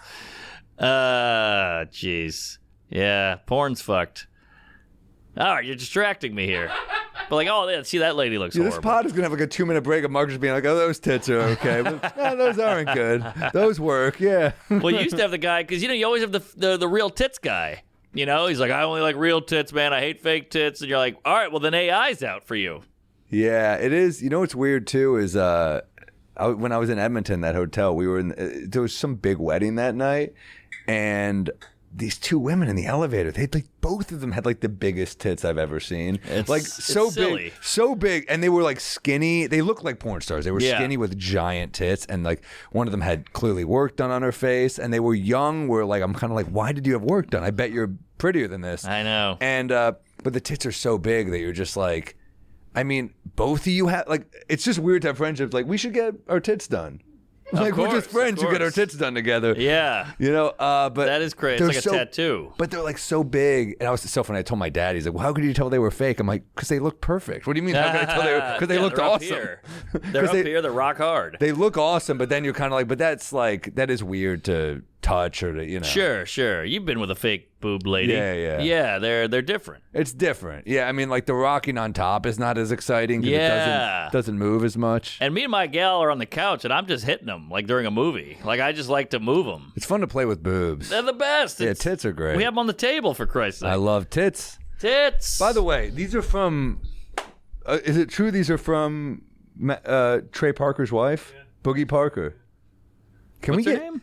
Boogie? Right? Boogie? Oh, Boogie. Can we get? That's fun. Can we get the South Park guys on here? Oh, they're busy, but it'd I'm be great. so mad that I was just in Denver and Casa Bonita isn't open yet. Oh. We wanted to go to Casa Bonita so badly. See, that's another thing about success is doing shit like that. That's Yeah. what I want to do. Open up your favorite restaurant with a water slide in it and all that They put stuff. $40 million into it, Oh, I didn't know it was that much. dude. No wonder it closed. Do you got any bits or recs or anything? I got bits. I'm trying to think if I have any recs. Have you seen Sound of Freedom? No, What's I'm just kidding. That's that new pedophile movie. Oh, that's geez. it's like number one in the box Well, I'm office. glad I don't know what it is. Yeah, it's blowing up because it's like a sex trafficking movie. Oh wow. Yeah. What's it on? I think it's in theaters. It's in theaters. It's in theaters. And God, it's like, you know what the saddest sound ever is? One for Sound of Freedom, please. yeah, it's killing it. What is Yeah. it, Jim Caviezel, whatever his name is? Caviezel. It's a true story too. So, Oh wow. and Oh, it's- Bill Camp. I interviewed him back in the day. Oh, really? When I had a sports show. He's a great actor. He was the instructor on Queen's Gambit, the chess instructor. Oh yeah. He's a great actor. Mira Sorvino's back too, baby. Oh yeah, I love Sorvino. But yeah, so it's blowing up. It's number one in the box office. Is it a good movie? I heard it's terrible. But at 96%, it's got. This is like a movie for this time. This is like we're so divided as a country Yeah. that the only thing we can come together on is like pedos are still bad, right? Right. We can't agree if Margot Robbie's attractive. 100%. Yeah. Crazy. That's the new thing that like the country's so divided that people are like Margot Robbie, I'm not sold. Yeah. I'm like, it's shut true. the fuck up. Well, this is kind of like the new Top Gun. Like, this is saving cinema, blah, blah, blah. But Well, hopefully Oppenheimer saves cinema. oh, I can't wait for that. Isn't it funny? We got Oppenheimer for the guys and Barbie for the ladies. You know, Yeah. it's like we have we're I split. feel like ladies want to see Oppenheimer too, though. Oh, I brought it up to my gal. She fell asleep. Really? Yeah, she doesn't care about Oppenheimer. I was like, well, Oppenheimer, it's a true story. It's I know, that amazing. It's looks so Christopher much better. Nolan. Yeah, come on. She doesn't care. Oppenheimer. She doesn't like those, those big big dramas like that. Yeah. She wants some true crime or some 90 Day Fiance. Yeah. But I can't wait for this. 90 Day Fiance. Oof. Makes you dumber. I'm just yeah. If I'm gonna watch bad reality TV, I'll give you. How about like an occasional Bar Rescue? That's the one. I love Bar Rescue. 90 Day Fiance. I tried. It just makes me sad because someone's just getting fucked. Exactly. It's horrible. The only good thing about 90 Day Fiance is it gives you hope for America. Because there's some guy out in the middle of Nairobi, and he's like, I cannot wait to move to Destin, Florida. Holy shit, I'm going to get a condo. I'll fuck this pig just to get a sweet taste of that sea air. Oh, I'm going to go to Tom Thumb and 7-Eleven and Walmart. It's going to be great. They give it all up for Tallahassee. You're like, yeah, all right, exactly. enjoy. Exactly. Enjoy. So you're like, oh, maybe America's not so bad. Nah, we're all right. We're doing all right. We're doing all right. I'll tell you, we're all right. Yeah. Good teacher really seemed to care. Sound of freedom. Sound of freedom. Yeah, I wonder if Barbie will tank. No. You think it'll do I think well? it's going to do well. Okay. I would hope they both do well just for movies, man. We got to keep these theaters open, folks. 3 hours, though. Why do they do that with the 3 hour? I feel like that hurts them. Yeah, I mean, I'm fine with it, but can we get a bathroom break? I don't want to miss the movie, and you want me to 3 fucking hours? Oh, yeah, you got the bladder of a small Taiwanese boy. Oh, it's terrible. A young boy. Is that a word, Taiwanese? Yeah. Okay, just checking. Yeah. Yeah. I learned to hold the urine early. As a bedwetter, Really? I had to do a lot of holding. My bladder's giant. You got a big bladder? We did, you ever do Edward 40 hands? Yeah. I never pissed. I would always Really? make it. Yeah. So do you do it like just for fun or a competition? Well, now I do it just out of convenience. Like, I'm driving cross country. I can make it to fucking Utah before I have to pee. Really? No, I'm joking. But I can. I know, but I can go far. I can't. I have a shit bladder. I just go. I'm like, I can pee. Why would I not pee? Well, my dad was so annoyed with me wetting the bed so much that he made a rule that I wasn't allowed to have liquid after 6. Wow. So I kind of just learned to stretch it over time. Respect. Can I try a bit on you? Oh, all right. I thought you were gonna say go to the bathroom. No. All right. Yeah, hit me, and then I'll. If you make me feel bad, I'm not gonna go anymore. No, I don't care. What do we get? I like when you go because then it makes me remember my skills. You got the skills, brother. What do we have? Jokes. I have a lot of ideas that are loose, buddy. Me too. It's all loose. All the ones I was working on, I got to work or dropped them. Same. What do you got? So I got some real shit here. You want to try some shit? Let's try some shit. Let's fucking run. All right. Let's run some poop. So I'm thinking about it's weird how this is gonna get dark, but America, obviously we had slaves, but a lot of countries had slaves, but I feel like they don't talk about it as much. And we talk about how bad slavery is, but from horrible things can come a great thing. We got the pyramids from slavery. Yeah. So, slavery is bad, but we got the pyramids. Yeah. It's kind of like abusive fathers. Sure, they're horrible, but we get porn stars and comedians. That's all I have. Well, there's a great scene, and pull up the exact quote from The Third Man, where he says, it's just a cuckoo clock quote from The Third Man, because yours is like the comedic version of this. That's why I like it. Pull up the quote. I'm sure you can find the quote, right? Is that Orson Welles? Yeah. Oh boy, it's good shit. You get it? No, that's not it. The cuckoo clock one. Cuckoo clock quote. See what else I got here. And then we'll work on the joke, but I just want to pull that up for me. All right. While you're looking, the gist of it is... Oh, yeah. Wait, is this it? Yeah, here we go. All right. After all, it's not that awful. You know what the fellow said? In Italy, for 30 years under the Borgias, they had warfare, terror, murder, and bloodshed, but they produced Michelangelo, Leonardo da Vinci, and the Renaissance. In Switzerland, they had brotherly love. They have 500 years of democracy and peace. And what did that produce? The cuckoo clock. And the best part is it's not even true. The cuckoo clock was made in Germany. But Orson Welles riffed that line, and and this is like before the internet where they could just fact check that. And the director was like, "That's fucking brilliant. What a great riff to just say that line." He wrote that. I'm reading the book, and it's just full of those it's lines. Funny as shit, it's so right? funny. He's like, this Irishman over here, what's he going to do? You know? It's great. But that's like the version. It's like from terror comes good stuff. So yeah, I think there's something about like porn stars are you have another joke like about like I don't want to know how it's made, right? The porn stars. Oh yeah, brewery. We gotta go to a brewery. And I'm like, he's like, you can see how beer is made. I don't care. I don't want to see how. I don't want to go to a broken home. That was it. Yeah, I remember that. Mark Norman. Yeah, comedy. And then that's my so okay, here we go. So yeah, from bad can come good. From bad can come good, and the stripper or porn star and comedian was supposed to be some comedic relief on this dark thing, like from horrible fathers or whatever can come good.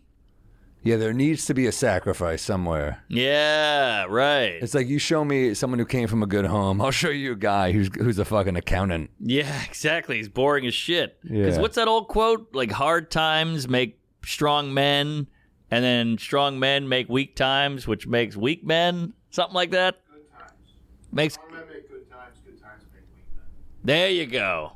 Yeah. So there's some truth to this, but it's just not ha-ha. Jim Caviezel movie makes hard men. That's the quote. Yeah. There you go. Hard times create strong men. Strong men create good times. Good times create weak men. And weak men create hard times. This is fucking nice. This is nice. Boy, that's a great quote. But yeah. That's a good quote. Michael Hoff.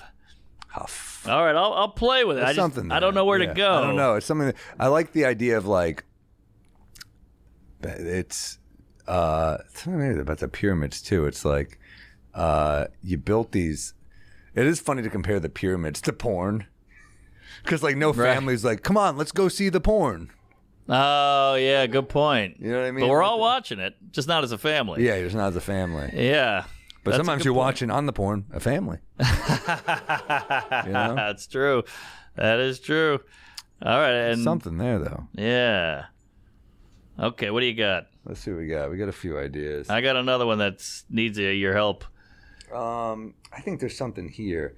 Did I try this one on you guys already? I don't know. I say, I'm seeing a girl. She accused me. She says, you don't listen. I say, why listen, but I don't retain. There's a difference. I'm taking it in. There's just a finite amount of space in my mind. Right. And I can either keep a shitload of movie quotes or a story of yours about going to the nail salon. Yeah. Which one do you think I'm going to choose? Face Off is a fucking good movie. Yeah. It is, by the way. It was on TV the other day. Fucking holds up. You have to watch it. Woo, you good looking. It's peak Nicolas Cage. And Travolta. They're just both off the fucking rocker. That's true. All right, hold on. This is good. There's something here, right? You do listen. You just hold on. You just don't hold on to it. I do the first part. I just don't. You want me to do more. Yeah, it's like saying like, yeah, it's like. Well, maybe it's something like with school where you go, I'll read the book, but is there going to be a test? Right. You know, because if there's a test, I'll retain it. But if not, I'll just read the book and move on. Yeah, is this going to... I also think it's like Microsoft Word. Like, you can type stuff in, but you can't save. Oh, yeah. The hard drive's full. Yeah, the hard drive's full. I think the test is better, though. I think that's funny. That was always a big thing. Is there going to be a test on this? Because if the teacher said no, you're just like, all right, well, I don't have to pay attention, really. Or I don't have to save this or listen too hard. But, yeah, that's good. Is there a test? It's so true, because you do listen. I listen. It's just hard to hold it all in. I don't hold it in. And also, what am I going to hold it in for? Your story about the nail salon? That's not going to come up in 4 years on a podcast. I forget. I'm really bad at remembering friends' names. That's like tough. You ever seen someone and they're like, you don't remember my friend? I'm like, you got so many friends. I know. I got like 4 friends. Yeah, and I'll never see them again. Yeah. No guys ever like, you don't remember Gary? Oh, maybe this could be funny. Yeah. Maybe like you get into a shipwreck or something crazy happens with your lady and she's like, you don't know how to do this? And you're like, well, I know about the nail salon. Right. I still got. You know? I remember Cheryl. Yeah. Yeah. That's remember good. that pedicure you had and how you overpaid or whatever the hell. Yeah. You don't want to retain. I'm doing you a favor by not retaining this because I'm trying to protect us. Yeah, there's something there. What else? I like it. I tried the NASCAR on you, right? I don't know. It's weird that NASCAR... I listened, but I didn't retain, so I don't know. NASCAR comes from bootleggers. Right. You know, like these guys would know this. They would sell their booze on the road and like soup up their cars so they could get away from cops when they saw them selling it. I think you might have texted me that. This sounds familiar. Maybe I texted it to you months ago. I've been sitting on this premise for years, but I thought, how weird that a giant sport in America came from this illegal activity. I wonder if any other illegal activity came up with a sport. Like, was some guy fucking a dude's wife and the husband came home and he cocks a shotgun, so the guy jumps out a window, starts running, gets on a bike, runs through a lake, and he's like, triathlon. That's very clever. But it doesn't, it gets like That's also why we start a race with a shotgun. Oh, maybe that's Or it. no, a gun. A pistol. Yeah, pistol. Yeah. Yeah, there's something there for And then I sure. thought about baseball, like you steal a base and all that, but that's too close to that racist black joke about basketball. You know that one? They shoot, they steal. No wonder they're good about. That's an old racist Oh, joke. jeez. Yeah. But I think we brought that up once and we were hammered. Oh, yeah, well, the structure works. It's just not. Yeah, It's just racist. It's just racist, right? Michael Richards would kill with that shit, I think. I thought about cockfighting, parkour. Parkour kind of seems like a gay. What is parkour again? That's where you jump from building to building, which feels like a burglar would do. Or then gay porn, I thought. So it's things that are illegal that have become sports. I'm trying to think of other. Yeah, because being gay used to be illegal. What are some weird sports? Maybe karate was like just being like a wife beater or something. Hold on. Yeah, there's the problem is there's no like intersex fighting. Yeah, That would have been that's true. perfect. That would be perfect. Weird sports: wife carrying, Quidditch, Wife carrying? snorkeling, surfing. This is what's great about comedy is you kind of learn more because you have to open up all these other weird avenues. Skin kicking or shin kicking. Unicycle hockey? Whoa! Ultimate frisbee, sorbing. Yeah. Underwater rugby? Whoa. Cycle ball, ferret legging. What the fuck is that? But yeah, I just got to find the perfect. Did you never try sport. this on stage? I feel like did, and it would get like a like, It's oh, like that's it's cute. it's clever, right? It's clever, but It's not more funny. Like, yeah, he runs. Because you can see it coming. You're like, I spell say, it all say out. the setup one more time. I was looking into bootlegging, and it turned into NASCAR. Isn't that weird? This illegal activity led to a major Say again American how it sport. turned into NASCAR though, because maybe that's got to be something to do with it. I always say like I drink a lot. Drinking we had prohibition, and these guys would drive around selling booze out of their car, like in the country, And it turned into a race? and they would soup up their cars to get away from police, and then they would say, "Oh, let's race. Let's see who's got a faster car," and then that turned into NASCAR. That's so interesting. It's fascinating. I love an interesting premise, and then the joke is funny. Those are the best jokes to me. Yeah. But Because maybe it needs to be explained more, because it's like, even for me, I'm like, oh, I didn't get how. Maybe that's too much of a jump. right, maybe that's it. Because then you say, I wonder what other sports started from illegal activities. Yeah. What's a sport with shooting? Because isn't there or a sport where you ski, you shoot a gun, and then you swim or something? But it might be better if it's a basic sport. Like, Okay. Like maybe it could be maybe with the guy who runs away and the other guy, he's fucking his wife, and the guy chases him and he tackles him. Yeah. And it's like something like maybe like Oh, something football. football. Yeah, something like it might be. yeah. 'Cause it might be that it's too obscure, like triathlon. Right. Yeah, maybe it should be simpler. NASCAR, it's tough. I wonder if also a lot of people don't consider NASCAR like a basic sport. They consider it like racing. I know it's Right. I wonder what's missing from it. Yeah, I think it needs to be simpler. I think you're right. Football's not Because I bad. think it's a lot at once. You're like giving us a fact. Yes, So I think maybe you yes. said it has to be slowed down. Good point. Football's interesting. Football. Thinking of the big sport. I mean, I think of like hockey could maybe be something because there's fighting in hockey. True, yeah. You know, maybe there was a guy in in Alaska. yeah, he had to yeah. skate away from a guy. Right, He right. stopped him. He started beating the shit out of him. Yeah. That's not bad. But that doesn't explain the puck. The puck That's and the the- problem. Is like there's holes. It's The like stick, yeah. That's why maybe simpler is better. That's why I went with the running and the biking. And no. I think that's the best so far. you don't have to have another piece to it. All right, but I'll play with it. But yeah, That's how it became a sport through it's a fun premise. yeah. So you're doing something illegal. Yeah. Maybe the angle is like you were selling drugs and that became a sport. What is that? Well, alcohol. Oh. So maybe there's something about like, now you sell the drugs to the athletes. I don't know. I'm just trying to fucking break. I'll go the other way with trying to break the premise down for a second. Interesting. Yeah. You Then there's maybe something about NASCAR being. What if it was still drinking? Like, wouldn't that be kind of fun if they had to drunk drive?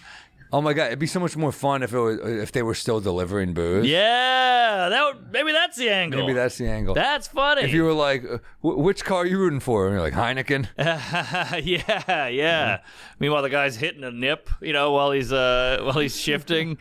That's not bad. That's just a whole different angle. Yeah. NASCAR would be so. Although, geez, think about how many crashes there would be. There's already a lot of crashes. But you watch it for the crashes. Let's be honest. Yeah, so, we are. The fans aren't. Yeah. The lady getting mowed down. The rubes like us are. Yeah. People, I got to get into Formula One. People fucking love that shit. People love it. There's that Netflix show everybody loves. I never watched it.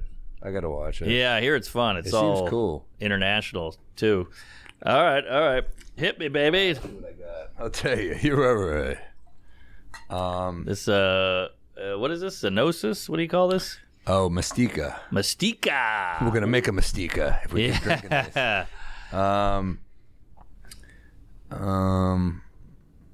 Geez, I have a few angles. Here's something about I have a few angles. But I went out to like a fine dining place, not on purpose, but when I was in Greece. Yeah. I was like, I was too lazy. I never made this mistake again. I made a mistake of asking the restaurant. I'm like, where should we go? And they're like, we made you a reservation. Fucking fancy place where there's like, it's the type of place where they describe every meal, every course. They're like, here's the story. I'm like, just let me eat that. And they're like, hold on a sec. Yeah. All right. So like this next dish you're gonna eat, it was actually this crab was raised to be a violinist. I'm like, that doesn't even make sense. And they're like, he was killed at his artistic peak, and that's why he's so tender. And you're like, all right. Yeah. And then you get the bill, and it's like $47,000. I don't know what the next part. Something has to be something like I have to like keep it going. Right. I think part of it's got to be like, have you seen the movie Finding Nemo? This is Nemo. Something like, it's got to be something crazy. You gotta keep upping it. I don't know how to keep upping it, but it was like I had all these ideas where it's like I tried that first part on stage and I got to laugh, but it needs more. I think. Yeah. What if this is another way to go with it? But what if shouldn't we be eating animals that couldn't do anything? Yeah. Like, why are we eating Coco the monkey who can sign? I don't want the crab that can play a violin. Give me the homophobic venison. Yeah, if you're gonna tell me about the animal, tell me he was a piece of shit. Yeah. Like this dude, this fucking cow walked out on his family. He's a bad dude. And then you're like, fuck yeah. That also. And this is the tag I tried last night, and this hit where I say, I was thinking about it. Like, I eat animals all the time, and I like animals, but I still eat them. I was thinking, like, if you like, I would eat humans probably. I hate humans. Yeah. Most humans, especially if you describe the type of human I was eating at like fine dining style, where you're like, this next man you're about to eat, he's from Tampa. He's got a chin strap beard. He pairs nicely with a Mountain Dew. That's great. That got a pop. That was a new one last night, baby. That's great. I love that. That's a whole nother. So I think that could connect. Yeah, definitely connect. I'll tell you. Pairs with a Mountain Dew. That's killer. Yeah. Why don't we eat humans? Yeah. I mean, we know why. But let's be real. I mean, humans, for the most part, what if this podcast starts a genocide? No. I mean, I think about it all the time. Like, humans are probably. I mean, see, every once in a while I see a dude, I'm like, I bet he would be delicious. Oh, yeah. And then you wonder, do the ethnicities taste like the ethnic food? Of course. You know? That is, although Tosh had that bit. Oh, he did? Okay. Or the thing, like, you eat a Chinese guy, you're hungry 30 minutes later. Yeah, that was Tosh. Yeah. But it would be fun if you got their powers. Like, if you ate a Chinese guy and you're like, I'm smarter. Ooh. Like, that's brain food, Or you eat a Mexican guy and all of a sudden you're like, man, I'm working hard. That would be fun if you got their stereotype. I eat another Jew. I'm just even more frugal. Wow, this is crazy. Your wife's like, hey, we should go get dinner tonight. You're like, I better eat a black guy. Or if you got a big game coming up. All right. What do you got? A big game. Yeah, you want to play better. I got a lot of big games. Got a lot of big games coming up. Woo! Okay, here we go. Let's see. This is stupid. Okay, that's no good. I try to do a thing about how you never see incense at like a smart place. You know, I'm sure they're not burning incense at the Tesla factory. You know, it's always like at a head shop or like a guy selling shit on the sidewalk has got a hookah or incense. It's never at like, you know, Amazon plant. Oh yeah, know? no, it's always like covering up BO or something. Yeah, yeah, the big pharma, you know, where they're making Pfizer. I don't think they're blazing a hookah. I'm sorry, incense. Yeah. Wait, what's like a classic incense smell? Like what's like a Patchouli. patchouli? Yeah. Yeah, I feel like maybe that's the line. Like you're not gonna walk into like the brain trust at Apple and you're like, is that patchouli? Yeah, exactly. Brain trusted Apple's perfect. All right. That was just a dumb idea, but is this anything? Oh boy. Okay, hold on. Honk honk. So I heard a bunch of old guys, like 50-year-old guys, they were talking to these young guys at a bar, and they're like, man, you kids got it made. You got these dating apps, you're swiping left, swiping right, hooking up on Tinder. Back in my day, we had to go talk to a woman. It was scary. You got rejected. It was hard, man. We didn't get laid like you guys are getting laid. And I always wonder if there's an older gay guy listening like, oh, you had it hard, huh? You had to talk to a woman? If I talked to the wrong guy, he'd beat the shit out of me, you know, or I'd go under a bridge and have to blow a guy at a rest stop or something. Like, I would kill to have a loud way of a courting process. We had to literally go to a bathroom.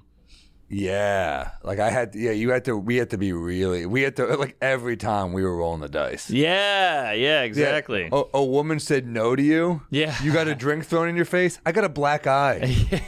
Yeah, that's funny. That's a funny angle. I got arrested or whatever. You know, they're literally going under a bridge. Like, don't tell anybody. I'm married. Yeah, you guys have been cool with this for 15 years. Yeah, 10 years in the Midwest. Yeah. Yeah, I don't know if it's enough, but it's... Well, it might be more there, too, the idea of, like, you guys have it so easy, and it's like, yeah, but it wasn't that hard. Right. I mean, you would just go to a bar. It was probably better. I mean, you guys have it so easy. It's like, you talk to people. Yeah. This is worse for them. It's like, yeah, it's easier in a numbers game, but now we have a whole generation of kids that don't know how to talk to women. That's true. And oh wow, you know how to fucking speak emoji. Yeah. You sent them a fucking thumbs down. Right, or an eggplant. Yeah. But back then too, I think women were like, I need to meet a guy. Like women wanted to meet guys. Now women don't really need guys as much. Women can do their own thing, you know? Right. So like if a guy comes up, it's almost a nuisance. People still want to meet someone. You think? Yeah. I feel like women, they don't really need men anymore. They got a vibrator. They're all... Well, no one needs anyone, but you still want a person. Okay. Don't you? Am I wrong? I hope you're right for the sake of humanity. Yeah, maybe they don't. I don't know. He's 20. Yeah, how are the social media apps? We still talk. It's not like... Yeah? It is normal. But it's more texting, though. To put it in motion. Interesting. But, like, don't you think I feel like there's less talking, like...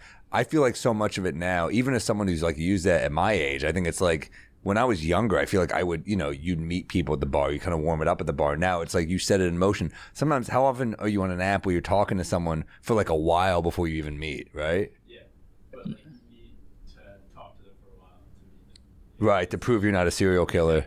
Yeah, which back in the day, women just met serial killers. How about that fucking guy in Long Island? Yeah. Do you see that guy? Oh, they caught him. He's like a fucking, what is he, like an accountant or something? An architect. Whoa. Art Vandelay. Yeah. Yeah.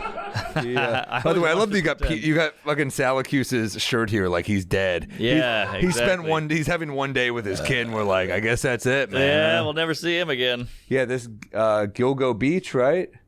Dude, he looks like, pull him up. He looks like Fat Tucker Carlson. Real? I've never seen the guy. Have you seen him? Look at him. Whoa, he does look like Tucker if he was floating in a river for a week. He looks like Midwest Tucker Carlson. He does. He looks like Tucker if he just like ate cheese curds. Wow, he's huge. He's scary. He's like a big dude. Whoa. And he would harass women like he would do these creepy groups and like women would leave and he'd like find their phone numbers and shit. These guys are always killing call girls too. Oh, they love the call girls. Yeah, he looks like Tucker Carl's Jr. All right. But Fuddrucker Carlson. there we go. I think they found his DNA on a pizza crust.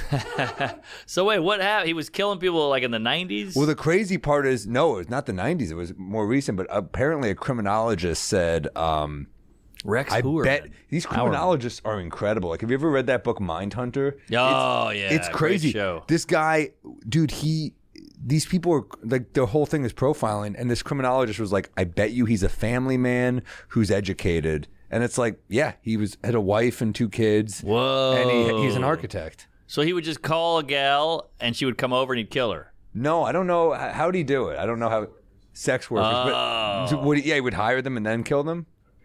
Pick them up, I guess, yeah. Oh, like on the street, like a... Yeah, that's his dad. But Gilgo. Yeah. Bodies were unearthed near remote Gilgo Beach on Long Island's South Shore more than a decade ago. Isn't that crazy? Wow, glad they got him. 9 women, a man, and a toddler were discovered. Damn. Woo! He didn't want to take claim for the man and the toddler. Uh-huh. He's like, hey, I'm not gay. I'll murder you, but I ain't no homo. I'll kill women. Yeah. July 2007. Holy shit. Yeah, he's a creepy looking dude. He is. I mean, everyone looks creepier once you know they've murdered. True. Yeah, if this guy was like a philanthropist, you'd be like, hey, he's nice. All right, well, Gilgo, I'm glad they got him. Thank God for these criminologists. Can you imagine being married to a dude like that? You're just like, we've all dated the woman who's like, are you keeping anything from me? And you're like, no. Right. She's just nagging him. She's like, I feel like there's something you're not telling me. He's like, all right, I killed a bunch of strippers. All right, Jesus Christ. She's like, you want to do summer at Gilgo Beach? He's like, I hate Gilgo Beach. She's like, something's up. Wow, Long Island, baby. I feel like there's something you're keeping from me. You Rex. never tell me anything. What are you thinking about? Oh, I hate that one. I'm thinking, how do I get out of this? Every time. How are we not aware, or what do we are aware of? We know who wrote this shit. Yoda? Jesus Christ. Gilgo Beach murder that shook Long Island more than a decade in the past. How do you like that? These criminologist people, these profilers, it's so crazy. Like in that book, Mindhunter, he was so, because if you're good at this, you're so valuable that it's like being a superhero. You take a day off, you're like, people could die if I take a day off. So these guys overwork themselves. The guy in that book, I think it's something Douglas, or I forgot his name, but he got hospitalized for exhaustion because he would overwork himself so much that he was trying to solve cases in his sleep. Whoa. He would try to dream about the case. Wow. Well, so he's like, if I took what's his name? Johnny Douglas. Yeah. There you go. Dude, he's a fucking incredible guy. Interesting, this Rex guy only killed white women, which is weird because the Dahmer big controversy was like, he's killing gay black men. That's so horrible. So I'm like, does he get less sentence for killing only white? If it's going to go one way, it should go the other. Diversity? Yeah. Yeah, they're casting the movie. They're like, can we at least cast a black stripper? Because we want to mix it up. I guarantee that's a conversation. Yeah. But I can't wait for the movie. There will be I think there already was a true crime on, like, we don't know who it is. And now, though, I'm sure they'll. You know what's so sick? You know the second they caught this guy, Netflix, Hulu, everyone's probably, fighting for the rights. Well, no writers. No writers. It's going to have to be a doc. Yeah. But it's funny, my lady's so obsessed with true crime that I'm like, hey, you heard about this Long Island thing? She's like, come on, I've been on Rex Heuermann for 20 years. I'm like, oh, shit, she knows everybody. It's like, basketball players. She knows the serial killers. It's weird. Well, there's these Reddit detectives, too. It's so creepy. It's like these people who just figure out. Sleuths. Yeah, the sleuths. Yeah, you ever see Don't Fuck with Cats? That was pretty cool, though. Crazy. I mean, these people are insane, but it was pretty damn entertaining. They found a vacuum cleaner in the background of the shot, and they're like, what's that? Then they Googled it. Then they keep going. They're like, it's sold at Walmart in only these locations. It's crazy. Don't fuck with cats, dude. Mm-hmm. You got a cat. I got a cat, and I love that cat. If somebody put that thing in a plastic bag, I'd shit. People that kill animals, there's it's so weird because look, we were just saying we eat animals, we're hypocrites, but there's something about a cat. Yeah. But then how shallow are we that we're like, you killed a cat, but then I'm just like, this is a good burger. Yeah, it's true. Well, that cat was racist. He walked out on his kids. That's why I don't knock bestiality that much. That's how you'll try it. Yeah. Don't knock it till you try it. We're killing them, eating them, and they're fucking them. Yeah. Who's worse? Yeah, exactly. Yeah. If I was a goat, I'd want to get plowed every now and then, I'm sure. Fuck a goat? I wouldn't, but Somebody's doing it. And people are doing it. There's cow tipping and there's cow licking. Yeah, and I wonder if there's a goat out there going, "You're not getting fucked? Oh, you're missing out." He's like, "No, I'm free range. I'm living in Vermont." I feel like there's more goats who are like, "This guy won't stop fucking me." This is horrible. Maybe, but some goats are into it. I guarantee it. They're probably making more milk and hanging out. This is they're at the fancy fine dining. This is the good goat's milk. Yes. This goat got raped by his owner for years. It's desperation goat milk. Oh, yeah. It's really good milk. Remember that old George Carlin joke? You know, you always fuck a goat on a cliff because they push back. That's Carlin's. Carlin. God, that guy had range. Well, he could do every discipline. He could do one-liner. He could do dark. He could do dirty. He could do commentary.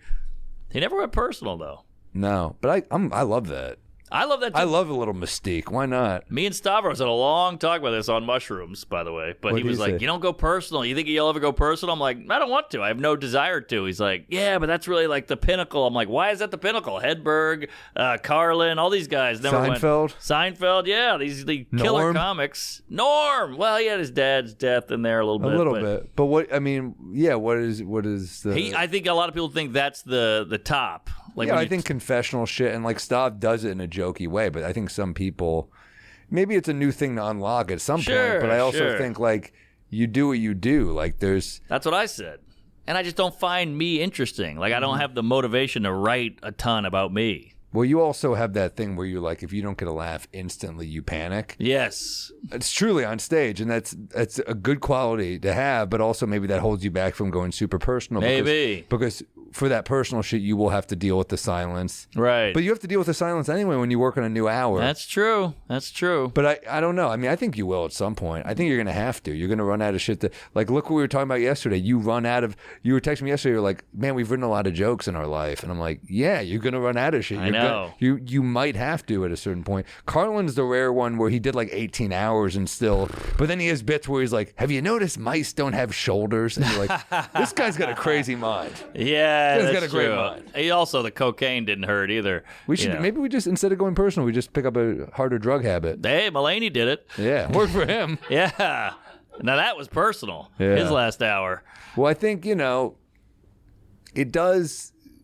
It's weird. I've always said, like, it gets you some sort of street cred in certain circles where it's like the way rappers are like, "I'm tough." A comic being mentally ill is almost like street cred for comedians. That's our thing. So if you go personal with that, people seem to like it. But to me, it doesn't matter like the genre of comedy you're doing as long as it's interesting and funny, I think if I was huge, like if we were like Dave Chappelle level, I would go personal because they already know you and they know so much about you that it would resonate. But I feel like if I go up a not famous guy, they're like, "I don't care. Who what?" I've seen comics do that where they're like, "So I'm in town for this show," and the crowd's like, "Who the fuck are you?" Yeah, who the hell are you? And tell me a joke. They're up there with like their foot leaned up. And they're like, "So I'm just like filming this show," and they're just like, "We don't know who you are." Exactly, and we don't care. And like a lot of these comics go up and they're like, "Man, I had a bad day. I'm gonna kind of unload that on you guys." And the crowd's like, "What?" The therapy comic. Yeah, I hate that shit. It's so self-indulgent and selfish. These are paying customers. Yeah, and you're like, and those are the same comics that brag like, "I don't go to therapy." I'm like, "Well, of course not. You just unloaded on the fucking crowd at the Underground Lounge." Yeah, and got paid to do it. Yeah. Yeah, no, I'm with you. So I guess I saw those guys coming up, and I was like, I don't want to be that. I want to get laughs. But then there's guys that find ways to combine it. Like you got guys like Mark Maron who like do that shit, but there's punchlines. Like I do think there's a way to be that personal. But I know what you mean. Like I think we would watch. Like we bonded over this, where we would see comics who would go for long stretches with silences, and they would kind of tone you about their day. Yes, it's like it's a dangerous thing to love the sound of your voice and think you're interesting. Yes, agreed. And it, it's a detriment to the set. I mean, the crowd is like, "What the fuck?" I know. It's like there's agreement that we're going to go up here and make you laugh. Why are you like venting? It's weird. I completely agree. So I think you saw that early on, and I did, and we bonded over it. But like when Richard Pryor goes up and he goes, "I lit my hair on fire. I shot my car." That was all in the news. So it was like, "Oh, he's talking about it." Like that was huge. But there's people who also just disclose. I mean, like Doug Smith told that incredible story. That's a good point. I mean, you told an interesting story about fucking your teacher on Ari's thing. I mean, times you go personal. It doesn't. I would never write it off for you. And I think with your style, like you are punchy. So if you tell a long personal story, you will make sure that it's got the necessary laughs in it. Yeah, I think for me, it's just I'm not motivated to write about me. Yeah. You know, well, like, that's fair. I'm like, oh, this NASCAR thing, I'm like, oh, I want to figure that out. You know, I'm all excited about it. But then if someone's like, so you got molested in summer camp? I'm like, yeah, that's no good. Like, to me, it doesn't, I don't get excited about it. So Yeah. I don't want to write about it, even if I should. I know what you mean, but I'd rather talk about summer camp or something. But if something happens to me and it's bad, I can't wait to write a bit about it because I'm like, that'll help. Oh, yeah, If I get a that's funny true. bit, like, so I guess that's not super personal, but that's an experience, you know? Yeah, like, yeah, I'm not great at that. Really? Yeah, I write about things or commentate on society or something.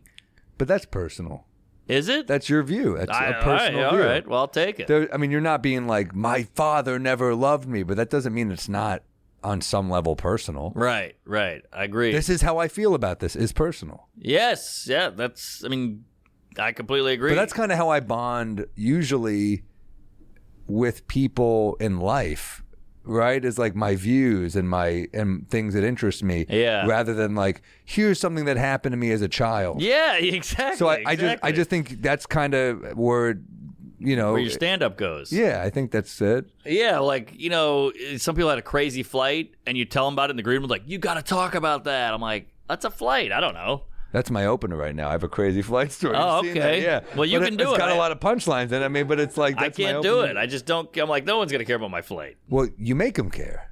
I guess To me, you're it's like, right. I want to make my complaining have so many punchlines that a room full of people's on board. Yeah. I just not motivated.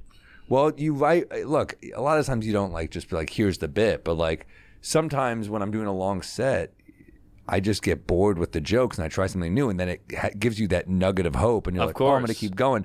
And yeah, and sometimes it's usually something that happened, because I mean, watching the news and that's something that happened. Yeah. You know, like it's just, it depends where or when it happened. But it's like, you know, you take there's no recipe for this shit, or we just follow the recipe. Yeah. You know what I mean? We don't know where the jokes come from. That's true. So you just live and you're like, I'll take that. Yes. That's exactly There's right. that Tom Waits story, I think, where he's like, you know, you don't know when inspiration's going to come to you. Yeah. So, you know, he's driving. He doesn't have his pen. And he's like, God damn it, inspiration. Can't you see I'm driving right now? It's like that Hedberg joke. Yeah. Think of something funny, I write it down. If the pen's too far away, I convinced myself it wasn't funny. Yeah. Something like it's that. It's a great bit. Yeah, great bit. Not personal. But it is. I guess it is, because he thought of a funny bit and he didn't write it down. It's personal, and the cadence is personal. And you're like, who are we to say that's not personal? If that you hear a joke, you're like, that's like a Hedberg joke. That means he was personal. I agree. That's my argument. That's where I disagree. But Yeah. you know, but I love Stav's comedy, and I do too. I respect him. But I just think, you know, yeah, just let people do what they do. but that doesn't mean there aren't going to be chapters in our Sure. careers where what we do changes. You know, like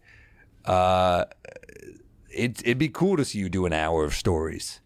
You know, Seems boring, doesn't it? to you right now it seems boring, but maybe in 10 years, like doing the same thing over and over again might get boring. Yeah, that's true. So what I mean, like maybe that's a way you get yourself excited. Right. I mean, like I love, you know, Martin Scorsese, but if you made the same fucking movie over and over, right? I mean, kinda like, has. That's what I mean. It's like, yeah, you got a point. That's why Mulaney's thing was such a shock, because it was a style change. why do you love the Coen brothers?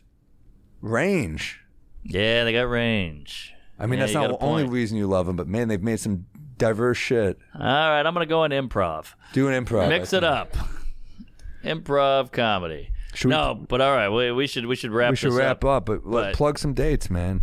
I got a special out. Check it out on a big streaming platform that you know. Rhymes with Netflix. Yeah, big N word and big dates. You don't say to her, I'm going to Europe. We're coming to Berlin, Lisbon, Copenhagen, Dublin, Scotland, you name it. But right now, I'm all over the road with a big theater tour in L.A. and Denver and all these great places. MarkNormanComedy.com. Check it out. And come on by, working on new stuff and a lot of personal. What do we have? We have, Providence, Rhode Island, Northampton, Burlington, Vermont, Albany, Bethlehem, PA, York, PA, Toronto. That's a big venue. Come out, guys. Chicago, motherfucking theater. Phoenix, Arizona, Stand Up Live. Pittsburgh, Cleveland, Columbus, Cincinnati, Indianapolis, and the biggie, New York, motherfucking city. The theater at MSG. Tickets now, baby. Samuel.com/shows. Hell yeah. Thanks. Get some Bodega Cat. Bodega get a hat, Cat. And get a shirt. If you want to help us, we're still working on New York legalization. I feel like we're fucking close, but who knows? I get guys hitting me up all the time. I just send them to Chris. I don't know if that's doing anything, but help us out. Throw us a bone. Talk to the governor, Mayor Adams. What are you doing? I'll tell you, you're all right. And we'll see you all in hell. Right. Thanks a lot. You're all right. You're all right. Thank you. Sunday's the day for my next offender. A bit of Peeves, you know the beer juice close. I've had a little too much bourbon, and Norman's talking shit about the fucking Pope. And I get down in the same way. Up on the roof like a cop's coming, and naked Samuel is feeling dangerous. I'm out to lunch here in New Orleans. This woman doesn't look like I remember her, and I get down in the same